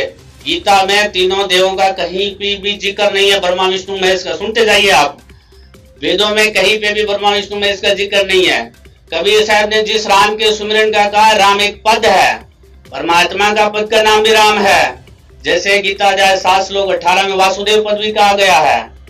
बहु नाम जन्मान मानते ज्ञानवान माम प्रपदे, वासुदेव स्वरमिति स्वयं आत्मा शु दुर्लभ है। यहाँ परमात्मा का उपमात्मक पद भी नाम वासुदेव भी है। परमात्मा का नाम राम कहा गया है, न कि दशरथ पुत्र राम को कहा गया है। आप अभी तक दशरथ पुत्र राम अटके बैठे हैं। आप हर बार जहाँ चर्चा में अटकते हैं वहाँ टॉपिक चेंज कर देते हैं। आप पहले घर से अपने शास्त्र पढ़ के आइए, शास्त्र पढ़ के आने के बाद में आप चर्चा कीजिए। आपको शास्त्रों का क्या ज्ञान नहीं है। हमारे धर्मगुरु का खंडन कर रहे हो, इसका मतलब। हाँ जी, एक मैं ये बोल रहा हूँ, आप जिस भगवत गीता की बात कर रहे हो तो वो तो भगवान श्री कृष्ण ने बोली है। आप किस भगवत गीता की बात कर रहे हो? गीता श्री कृष्ण ने बोली नहीं है। अगर आपने गीता पढ़ी होती ना, गीता श्री कृष्ण ने बोली नहीं है। इसका प्रमाण यहीं पे 8 के 13 में, ओम इति एकाक्षरम ब्रह्म विहारन माम अनुस्मरन्, मुझ ब्रह्म का स्मरण करने का सिर्फ एक ओम मंत्र है, नथिंग एल्स। इसके अलावा कोई मंत्र नहीं है। यहाँ पे ये चीज प्रमाण होती है कि गीता बोलने वाला ब्रह्म है। सुनते जाओ, 1 मिनट आप सुनते जाओ। और इसकी अगर हम श्री कृष्ण को माने तो श्री कृष्ण जी एज ए विष्णु अवतार है, 16 कला 4 भुजा। जबकि गीता बोलने वाला 1000 कला 1000 भुजा। गीता अध्याय 11 श्लोक 32, सहस्त्रभाव तुम कौन हो? अर्जुन पूछ रहा है, हे सहस्त्रभाव तुम कौन हो? जबकि श्री कृष्ण और अर्जुन तो सगे मामा बुआ के भाई थे। तो भाई साहब, आप जो गीता की बात कर रहे हो, गीता जी जो अध्याय आप गिना रहे हो, 15वें अध्याय के श्लोक नंबर 18 पढ़ा है आपने? सर 1 मिनट, अपने ऐसे इस टॉपिक पे फिर आएंगे, लेकिन अभी जो हमारा टॉपिक रह गया था उस पे आते। 1 मिनट सर, आप कुछ बता रहे थे, आप एक बार उसको कंटिन्यू करिए। वेदों से कुछ प्रमाण बता रहे थे आप।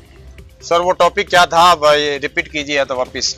आपने वेदों में संतों की वाणियों में प्रमाण तो खूब थे। कबीर साहब ने 3 तरह की भूमिका अदा करी, भगत की, तत्वदर्शी संत की और परमात्मा की। जो कि परमात्मा कबीर साहब जी स्वयं अपनी वाणी में भी कह रहे हैं कि ना मेरा जन्म बसेरा ना गर्भ बसेरा, ना मेरा जन्म ना गर्भ बसेरा, बालक बन दिखलाया, काशी नगर जल कमल पर डेरा, तहां जुले ने पाया। फिर क्या कह रहे हैं कबीर साहब जी, मात पिता मेरे नहीं, मात पिता मेरे कछु नहीं, ना मेरे घर दासी, जुल्हे का अन सुत का आया, जगत करे मेरी हंसी। जुल्हा नीमा नीरू उनको उठा के लेके आए, जो अभी 627वां कबीर साहब प्रकट दिवस मना रहे हैं, उनको उठा के लेके आए। मैं उनका बेटा गाया और जगत मेरे ऊपर हंस रहा है, कबीर साहब अपनी वाणी में कह रहे हैं। फिर कबीर साहब जी क्या कह रहे हैं, 5 तत्व का धड़ नहीं मेरा, जानू ज्ञान अपारा, शब्द स्वरूपी नाहिम साहिब का सो है नाम हमारा। फिर कबीर साहब जी कहते हैं, हाड़ चाम लहू ना मेरे, जाने सतनाम उपासी, तरन तारन अभय दाता, मैं हूं कबीर अविनाशी। अविनाशी किसको कहते हैं? जो जन्मता नहीं है, मरता नहीं है, मां के गर्भ में नहीं आता है, वो अविनाशी परमात्मा होता है, वो अविनाशी राम होता है, और वो है कबीर साहिब जी अविनाशी राम। इसीलिए कबीर साहिब जी ने क्या कहा है, 3 गुणन की भक्ति में भूल पड़ियो संसार, कहे कबीर ना निज नाम बिन कैसे उतरे पार। जब तक आपके पास में निज नाम नहीं होगा, सार नाम नहीं होगा, आदि नाम नहीं होगा, आदि नाम नहीं होगा, तो आपकी मुक्ति नहीं होगी। आप ब्रह्मा विष्णु महेश की भक्ति करोगे तो इनके लोक में चले जाओगे। इनकी साधना करनी है, हमें साधना करनी है। कबीर साहिब जी कह रहे हैं हमें इनको छोड़ना नहीं है, इनका अनादर नहीं करना है।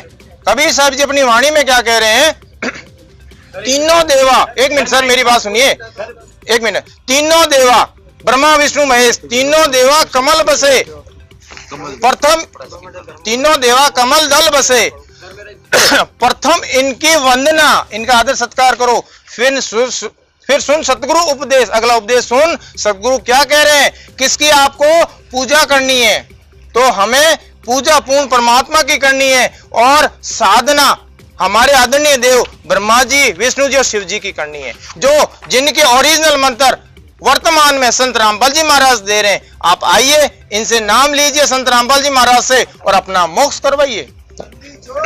सर एक मिनट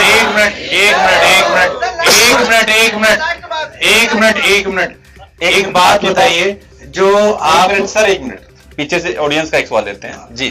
हाँ जी, बोलिए जी सर। सर जैसा कि इन्होंने बताया कि कबीर जी ही बहुत बड़ी पावर है, वो महापुरुष थे, वो ज्ञानी थे, तो फिर उन्होंने एक हिंदू धर्म के गुरु रामानंद जी को क्यों गुरु बनाया? और वो रामानंद जी को आपको पता ही होगा कि वो हिंदू हैं, वैष्णव पंथ से हैं, तो वो विष्णु जी की ऑब्वियसली भक्ति करते होंगे, ऑब्वियसली मतलब विष्णु जी की भक्ति करते हैं, मतलब विष्णु जी, श्री कृष्ण जी, राम जी। तो जी सर सवाल ये है इनका कि यदि आप कबीर को पूर्ण परमात्मा बताते हैं, समर्थ बताते हैं, तो फिर किसी परमात्मा को गुरु बनाने की क्या आवश्यकता है? उन्होंने रामानंद जी को गुरु क्यों किया? देखो, कबीर साहब जी को कोई गुरु बनाने की जरूरत नहीं थी। गुरु प्रणाली बनाए रखने के लिए उन्होंने ये लीला की और रामानंद जी को गुरु बनाया। अगर गुरु नहीं बनाते तो आप लोग कहते कि कबीर जी ने कौन सा गुरु बनाया? तो परमात्मा ने वो मौका भी आपको नहीं दिया, वो लीला भी कर ली परमात्मा ने गुरु बना के। जरूरत नहीं थी, लेकिन वो लीला भी कबीर साहब जी ने की। और रामचंद्र जी और कृष्ण जी जो हमारे तीन लोक के देवता है, भगवान है, राम कृष्ण से कौन बड़ो, तीनों भी गुरु कीन, तीन लोक के वेदनी, गुरु आगे अधीन। गुरु की बहुत महिमा बताई गई। गुरु गोविंद दोनों खड़े, काके लागू पाए, बलिहारी गुरु आपने गोविंदिया मिलाए। हरि सेवा युग 4 युग आप हरि की सेवा कर लो। हरि सेवा युग 4 और गुरु सेवा पल 1। ताश पटन ना तुले, संतन किया विवेक। गुरु का बहुत बड़ी महिमा बताई गई है हमारे वेद और शास्त्रों में। जी सर, अभी आप क्या कह रहे थे? नहीं, मेरा कहने का मतलब ये था कि इन्होंने बोला कि है ना, कबीर जी का जन्म किसी माँ के गर्भ से नहीं होता। तो हमारे जो किताबें हैं, जो एनसीईआरटी की किताबें हैं, उन किताबों में जो लिखा है कि उनका जन्म विधवा स्त्री से बताया गया है, तो क्या वो व्यर्थ है? भाई सर, एनसीईआरटी की पुस्तकों में यदि ये चीज लिखी हुई है तो उसको गलत तो नहीं कह सकते? देखिए सर, एनसीईआरटी की पुस्तक एजुकेशन की है, तो उससे बड़ा हिंदू धर्म का, सनातन धर्म का संविधान क्या? वेद और गीता है। 4 वेद, गीता, पुराण, 18 पुराण और 5 वेद सूक्ष्म वेद। तो हमें वेदों में बताइए कहीं पे भी ये लीला अगर की हो तो। और एनसीईआरटी में अगर लिखा है कि विधवा ब्राह्मणी से जन्म हुआ है, तो एनसीईआरटी में वो प्रमाण कहां से दिया गया? वो प्रमाण की कॉपी बता दो हमें, तो हम जाके देख लेंगे कि कौन से वेद और शास्त्र से ये प्रमाण लिया गया है। हम आपकी बात मान लेंगे, हम कहां नकार रहे हैं आपकी बात। आप हमें कोई प्रमाण तो दीजिए हमारे हिंदू शास्त्र वेद गीता का, कहीं तो प्रमाण दीजिए आप। जी, 1 मिनट आपने जी। सर, जो माँ से जो बातें बता रहे हैं, तो कुछ बातें मेरे भी समझ में आ रही है, कुछ मेरे दिमाग में भी बैटरी बताना चाह रहे। देखो, मैं मान बढ़ाई की वजह से इन माशे की बातों को खंडन नहीं करना चाहता, तो कुछ बातें मेरे समझ में आ रही इनकी बातें। मैं तो लास्ट ये पूछना चाहता हूँ, ये इन्होंने एक कबीर परमात्मा की भक्ति बताई है, तो क्या हम हमारे हिंदू देवी देवता की भक्ति नहीं करेंगे? उसके बाद देखिए क्या बता रहे, मानते हैं हम कि भाई गुरु बनाना चाहिए, ये अच्छी बात है। बाकी गुरु क्या परमात्मा बन जाता है? गुरु कैसे मान ले परमात्मा को? परमात्मा कौन है ये बताना चाह रहे कबीर साहब, परमात्मा, तो हम कैसे मान लो उनको परमात्मा? कबीर साहब सर देखिए, इन्होंने प्रमाण जो दिए ना, क्या वो आपने सुने? नहीं, उस हिसाब से मानोगे? नहीं, सुने तो है। अब ये बता रहे ग्रंथों के हिसाब से, भाई 4 ग्रंथ है, 4 ग्रंथों के हिसाब से मान रहे हम इनकी बात। कबीर साहब भगवान बता रहे, तो हम कैसे यकीन करें? कोई पैमाना तो होता है ना इस चीज का, पैमाना तो शुरू है ये बात। तो सर पहले इनका सवाल लेते हैं। उनका ये सवाल है सर, उनका ये सवाल है कि ये अगर मान भी लेते हैं कबीर जी भगवान है और उनकी अगर भक्ति करनी पड़े, तो जो देवी देवता हैं, जो त्रिदेव शक्तियां हैं, क्या उनको छोड़ना पड़ेगा? नहीं, बिल्कुल नहीं छोड़ना है उनको, कदापि नहीं छोड़ना है। और ये ना तो कबीर साहिब जी ने कहा है और ना हमारे सदगुरुदेव संत रामपाल जी महाराज ने ऐसा कहा है, ना कहते हैं। क्यों? कि कबीर साहब जी क्या कह रहे हैं, इस वाणी को समझो ना आप। क्यों नहीं समझ पा रहे हो? 5 प्रधान देव हैं हमारे हिंदू धर्म में, 5 प्रधान देव है। गणेश जी, ब्रह्मा सावित्री, विष्णु लक्ष्मी जी, शिव पार्वती जी और शेरों वाली माता जगदम्बा दुर्गा। तो ये तो हमारे कमल चक्रों में इनका निवास है, जिसके लिए कबीर साहब जी ने क्या कहा है तीनों देवा कमल दल बसे, प्रथम इनकी बंदगी, फिर सुन सतगुरु उपदेश। इनका आदर सत्कार करना है, इनके मंत्रों का जाप करना है, इनकी साधना करनी है, और फिर सुन सतगुरु उपदेश, अगला उपदेश सुन, तुझे उस पूर्ण परमात्मा की भक्ति करनी है, पूजा करनी है, जिससे तुझे मोक्ष मिलेगा, यहां भी सुखी रहेगा और आगे भी मोक्ष मिलेगा।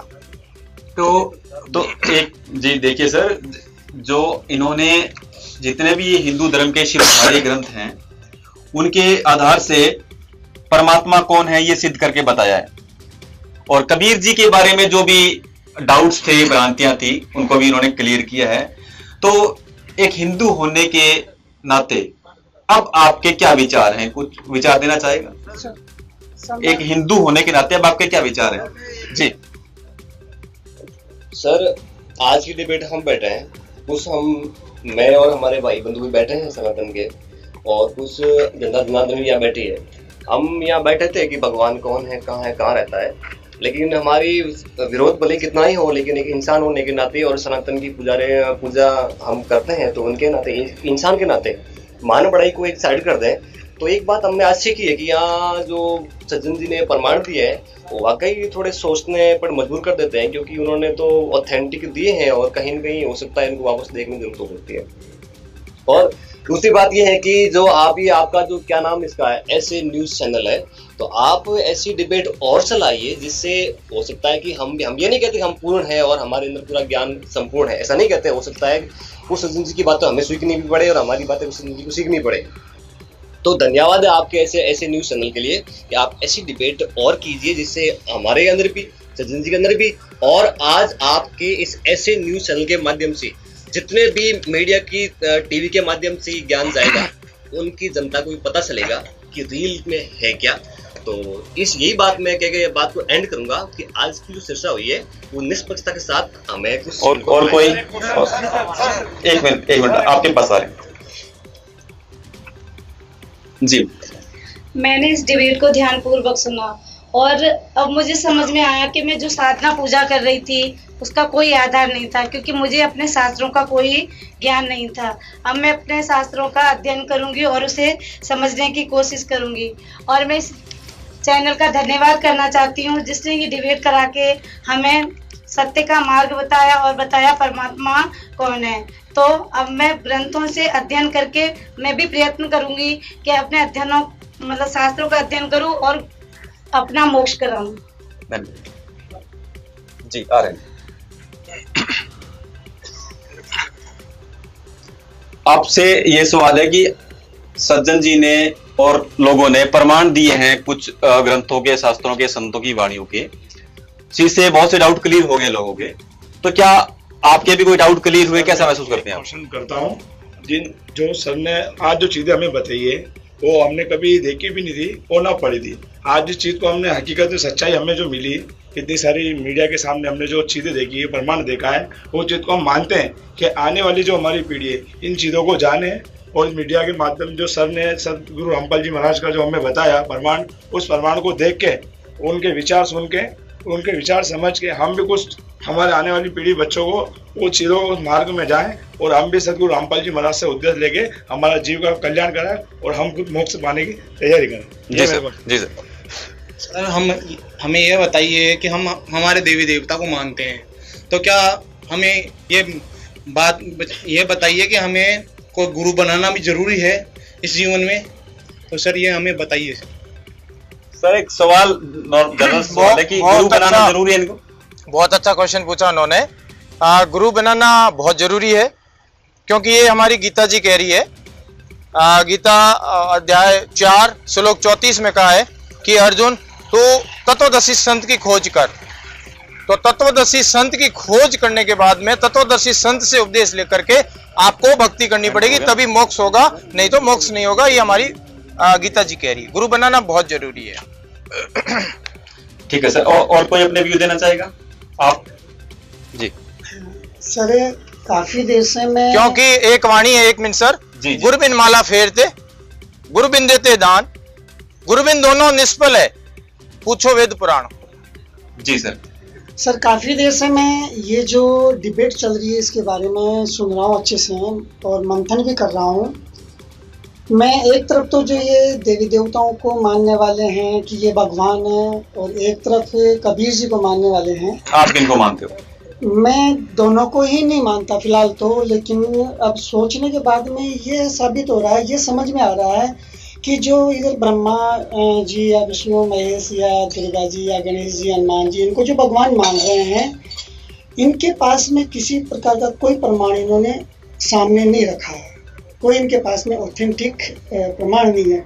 जबकि जो कबीर जी को जो मानने वाले हैं, इन्होंने चारों वेदों के अंदर सूक्त नंबर बताया है, मंत्र नंबर बताया है, गीता जी का अध्याय नंबर बताया है, बाइबल हो गया उसके बारे में बताया, कुरान शरीफ के बारे में बताया है। तो मुझे ये चीज़ लग रही है कि जहाँ प्रमाण मिल रहा है तो वो प्रमाण अगर है तो वो चीज़ वहाँ सही है, उस पर अपन सबको सोचना चाहिए, उस पर विचार करना चाहिए। दूसरी बात ये कि ये गुरु की बात कर रहे हैं, हालांकि मैंने भी 3-4 गुरु बना लिए, लेकिन अभी तक ये जो चीज़ें डिबेट में जो सुनने को मिली वो मेरे को आज दिन तक कहीं नहीं मिली। दूसरी बात, ये जो कबीर जी को जो मानने वाले हैं, ये प्रमाण इस तरह से दे रहे हैं जिन्हें इन्होंने PhD कर रखी है, जिसे किसी कॉलेज में PhD कर रहे हैं। तो मेरा भी दिल यूँ कर रहा है कि कहीं ना कहीं मुझे भी इनके जो कॉलेज है जिसमें इन्होंने एडमिशन ले रखा है, एक ही बात बार बार बोल रहे लास्ट में कि संत रामपाल जी महाराज ने इनको ये सब कुछ बताया है। तो मेरी भी इच्छा है कि एक बार मैं भी उनके इस आध्यात्मिक विद्यालय में प्रवेश लूँ, ऐसी मेरी इच्छा है। वैसे मैं इन किसी का विरोध नहीं कर रहा, लेकिन मैं इस सारांश पे पहुंचा हूँ कि तत्वदर्शी संत की भी बात यहाँ पे आ रही है। मैंने सुना था कि तत्वदर्शी संत होता है, लेकिन तत्वदर्शी संत के बारे में ये बता रहे हैं, प्रमाण सहित बता रहे हैं। तो मैं तो इन सब से एक निवेदन करूंगा कि आखिरकार जहाँ प्रमाण है वहाँ सब कुछ है, और प्रमाण के साथ इंसान को रहना चाहिए सर। जी जी जी। जैसा कि मेरे भाई साहब ने बताया जी सर कि ये कौन सी कॉलेज में पढ़े हैं, एडमिशन लिया है, तो हमें इसका कोई ज्ञान नहीं था और न ही आज कोई हमें ज्ञान है। ये ज्ञान हमारे सदगुरु संत रामपाल जी महाराज ने करवाया, जिसकी वजह से हमने वेद गीता खंगाले देखे, प्रमाण मिलाए, तब हमने सोचा और हमें लगा कि संत रामपाल जी महाराज तो 100 की 100 साची कह रहे हैं भाई। ये खजाना उस परमात्मा के बारे में, उस तत्व ज्ञान का खजाना हमारे वेद गीता कुरान बाइबल में छुपा पड़ा है, सूक्ष्म वेद में छुपा पड़ा है। आज तक हमारे को किसी तत्वदर्शी संत ने नहीं बताया। 600 साल पहले कबीर साहिब जी ने सारी वाणियां बोली, सारा ज्ञान समझाया, और अब वो ज्ञान संत रामपाल जी महाराज बता रहे हैं। कलयुग बीते 5500 पाचा, तब महापुरुष तक जग तारण को आए। तो वो महापुरुष इस धरा पे, और वो भी भारत की धरा पे आए हुए संत रामपाल जी महाराज जी। आप सभी जल्दी से जल्दी संत रामपाल जी महाराज से नाम दीक्षा ले और अपना कल्याण करवाएं। क्यों कि ये तत्व ज्ञान की जो उलझी हुई गुत्थी थी, संत रामपाल जी महाराज जी ने बहुत ही आसानी से सुलझा दी। 9 मन सूत उलझिया, ऋषि रहे जखमार, और सतगुरु ऐसा सुलझा दे, उलझे ने दूजी बार। तो भाइयों, वो सतगुरु इस धरती पे आए हुए हैं, पूर्ण परमात्मा संत रामपाल जी महाराज कबीर साहिब जी के ही रूप हैं, अवतार हैं, सदगुरु रूप में आए हुए हैं। उनसे उपदेश लें आप अति शीघ्र, उनका ज्ञान समझें। YouTube चैनल संत रामपाल जी महाराज पे देखें आप, साधना टीवी पे उनका प्रोग्राम आता है 7:30 से 8:30, वहां देखें और ज्ञान समझें, अपने शास्त्रों वेद गीता से प्रमाण मिलवाएं, और उसके बाद आप निर्णय लें कि सही क्या है और गलत क्या है। जी सर, जैसा अभी बात करें YouTube सोशल मीडिया की, तो ये चीज तो आइटम हम देखते हैं, संत रामपाल जी महाराज आपके हर दिन ट्रेंड में रहते हैं सोशल मीडिया पर, और वहां पर भी आप प्रमाण वगैरह दिखा, आज लाइव देखने का मौका मिला हमारे ऑडियंस को। तो और कुछ कहना चाहोगे इस डिबेट के बारे में? जी सर। जी सर, इस साधु वेश में मुझे 22 साल हो गए, और संत रामपाल जी महाराज की वजह से ये गलत धारणा फैली हुई थी संत रामपाल जी महाराज की कि ये हिंदू देवी देवता को नहीं मानते, ये हिंदू विरोधी है। लेकिन इनकी बातों से और इनकी जो आत्मविश्वास है उससे लगा कि नहीं, संत रामपाल जी महाराज हिंदू विरोधी नहीं है, जो भी बातें बताई वो प्रमाणित बातें बताई इन्होंने, तो मुझे भी एहसास हो गया कि संत रामपाल जी महाराज सही ज्ञान बता रहे हैं। मैं भी इनकी बातों को जानने की कोशिश करूंगा, इनकी पुस्तकें पढ़ने की कोशिश करूंगा। ठीक है जी, एक मिनट आते हैं जी आपके पास जी। सर कबीर साहब की वाणी है कि लूट सको तो लूटियो, राम नाम की लूट, हर पीछे पछताओगे प्राण जाएंगे छूट। संत रामपाल जी महाराज राम नाम का ज्ञान दे रहे हैं। हम आपसे यही कहना चाहेंगे कि राम नाम का मंत्र लेके अपना कल्याण करवाए जी। ठीक है, और कोई अपने विचार देना चाहेगा? सर हम आपके विचार लेना चाहेंगे, आप स्टेज पे हैं, आप क्या कहना चाहेंगे? जी मैं निशब्द हूँ इस बात पे अभी, क्योंकि जितनी भी बातें हुई है हमने भी जो अभी तक हमारे पूर्वजों की बातों को माना है, पूर्वजों की बातों को जाना है और उनकी बातों पे हमने अमल किया है आज तक। आज कहीं ना कहीं हमें ऐसा लग रहा है कि हम बिल्कुल गलत कर रहे हैं। नहीं, जरूरत है खुद को टटोलने की जरूरत है। कहीं ना कहीं हम अपने शास्त्रों को पीछे छोड़ रहे हैं और जिस कारण से हम आज बहुत पीछे हैं। आज भाई साहब ने हमें प्रमाण बताए, प्रमाण, और हम पूरा उन प्रमाणों को भाई साहब से लेके जाएंगे और हम अपनी किताबों में पढ़ेंगे।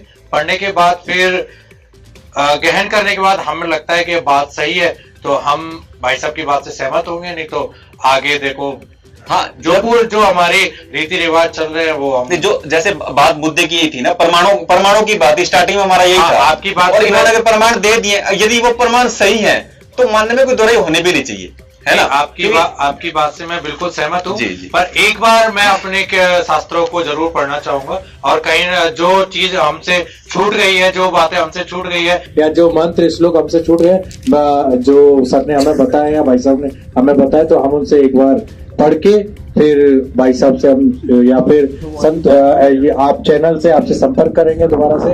अगर ऐसा कुछ मौका मिला दोबारा से डिबेट का तो हम जरूर बता जी।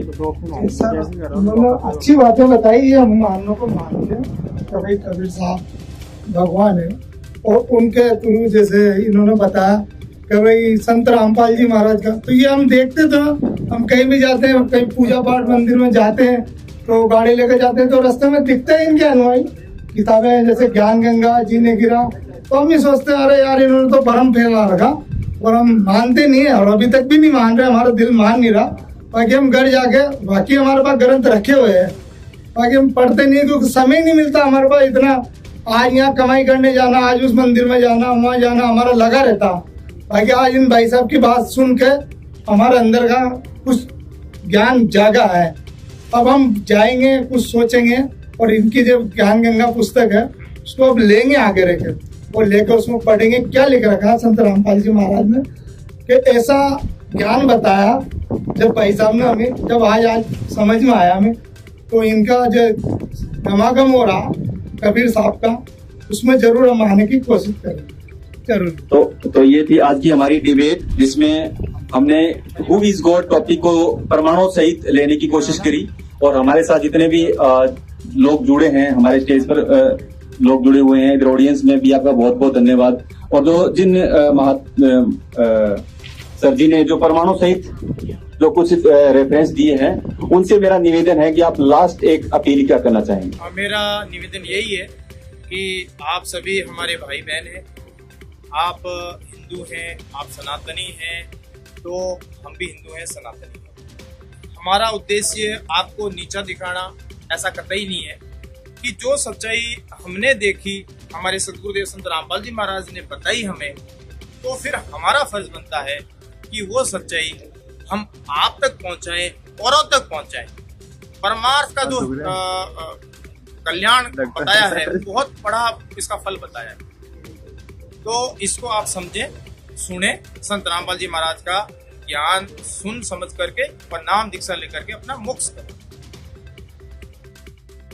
सर मैं आजकल जानता था कि जो संत भगवाधारी होते हैं वही अच्छे संत होते हैं, इसलिए हमने भी भगवा धारण कर रखा है। पर आज से ये देखिए सर, ये इन्होंने जो बात बताई है उससे पता चला ये भगवाधारी खत्म। इन्होंने जो सज्जन जी ने जो बताया है, इस मार्ग पे चलेंगे और इनके जो गुरु हैं उनको देखेंगे कि सही रास्ता है तो कोशिश करेंगे। ठीक है जी बहन जी। सर ये डेविड बहुत ही पसंदीय थी। इस डेविड को देख के बहुत मन को शांति मिली है और मैं भी चाहूंगी कि संत रामपाल, मनुष्य जन्म बार बार नहीं मिलता, लाख 84 के बाद में मिलता है, वो सिर्फ हमें मोक्ष के लिए मिलता है और मोक्ष का मार्ग आज हमें ये डेविड देख के मिला, जो ऐसे न्यूज चैनल के द्वारा। तो उसको मतलब देख के मुझे ये नॉलेज हुआ और मतलब कि ये चाहूँ भी कि ये बार बार ये डेविड ये डिस्कस किया जाए और संत रामपाल जी महाराज के ज्ञान को देख के मुझे नॉलेज हुआ कि मैं भी संत रामपाल जी महाराज से जुड़ करके मोक्ष प्राप्त करूं और आप भी एक बार इस बारे में विचार जरूर करें। ठीक है, तो आपका बहुत बहुत धन्यवाद इस डिबेट में जुड़ने के लिए।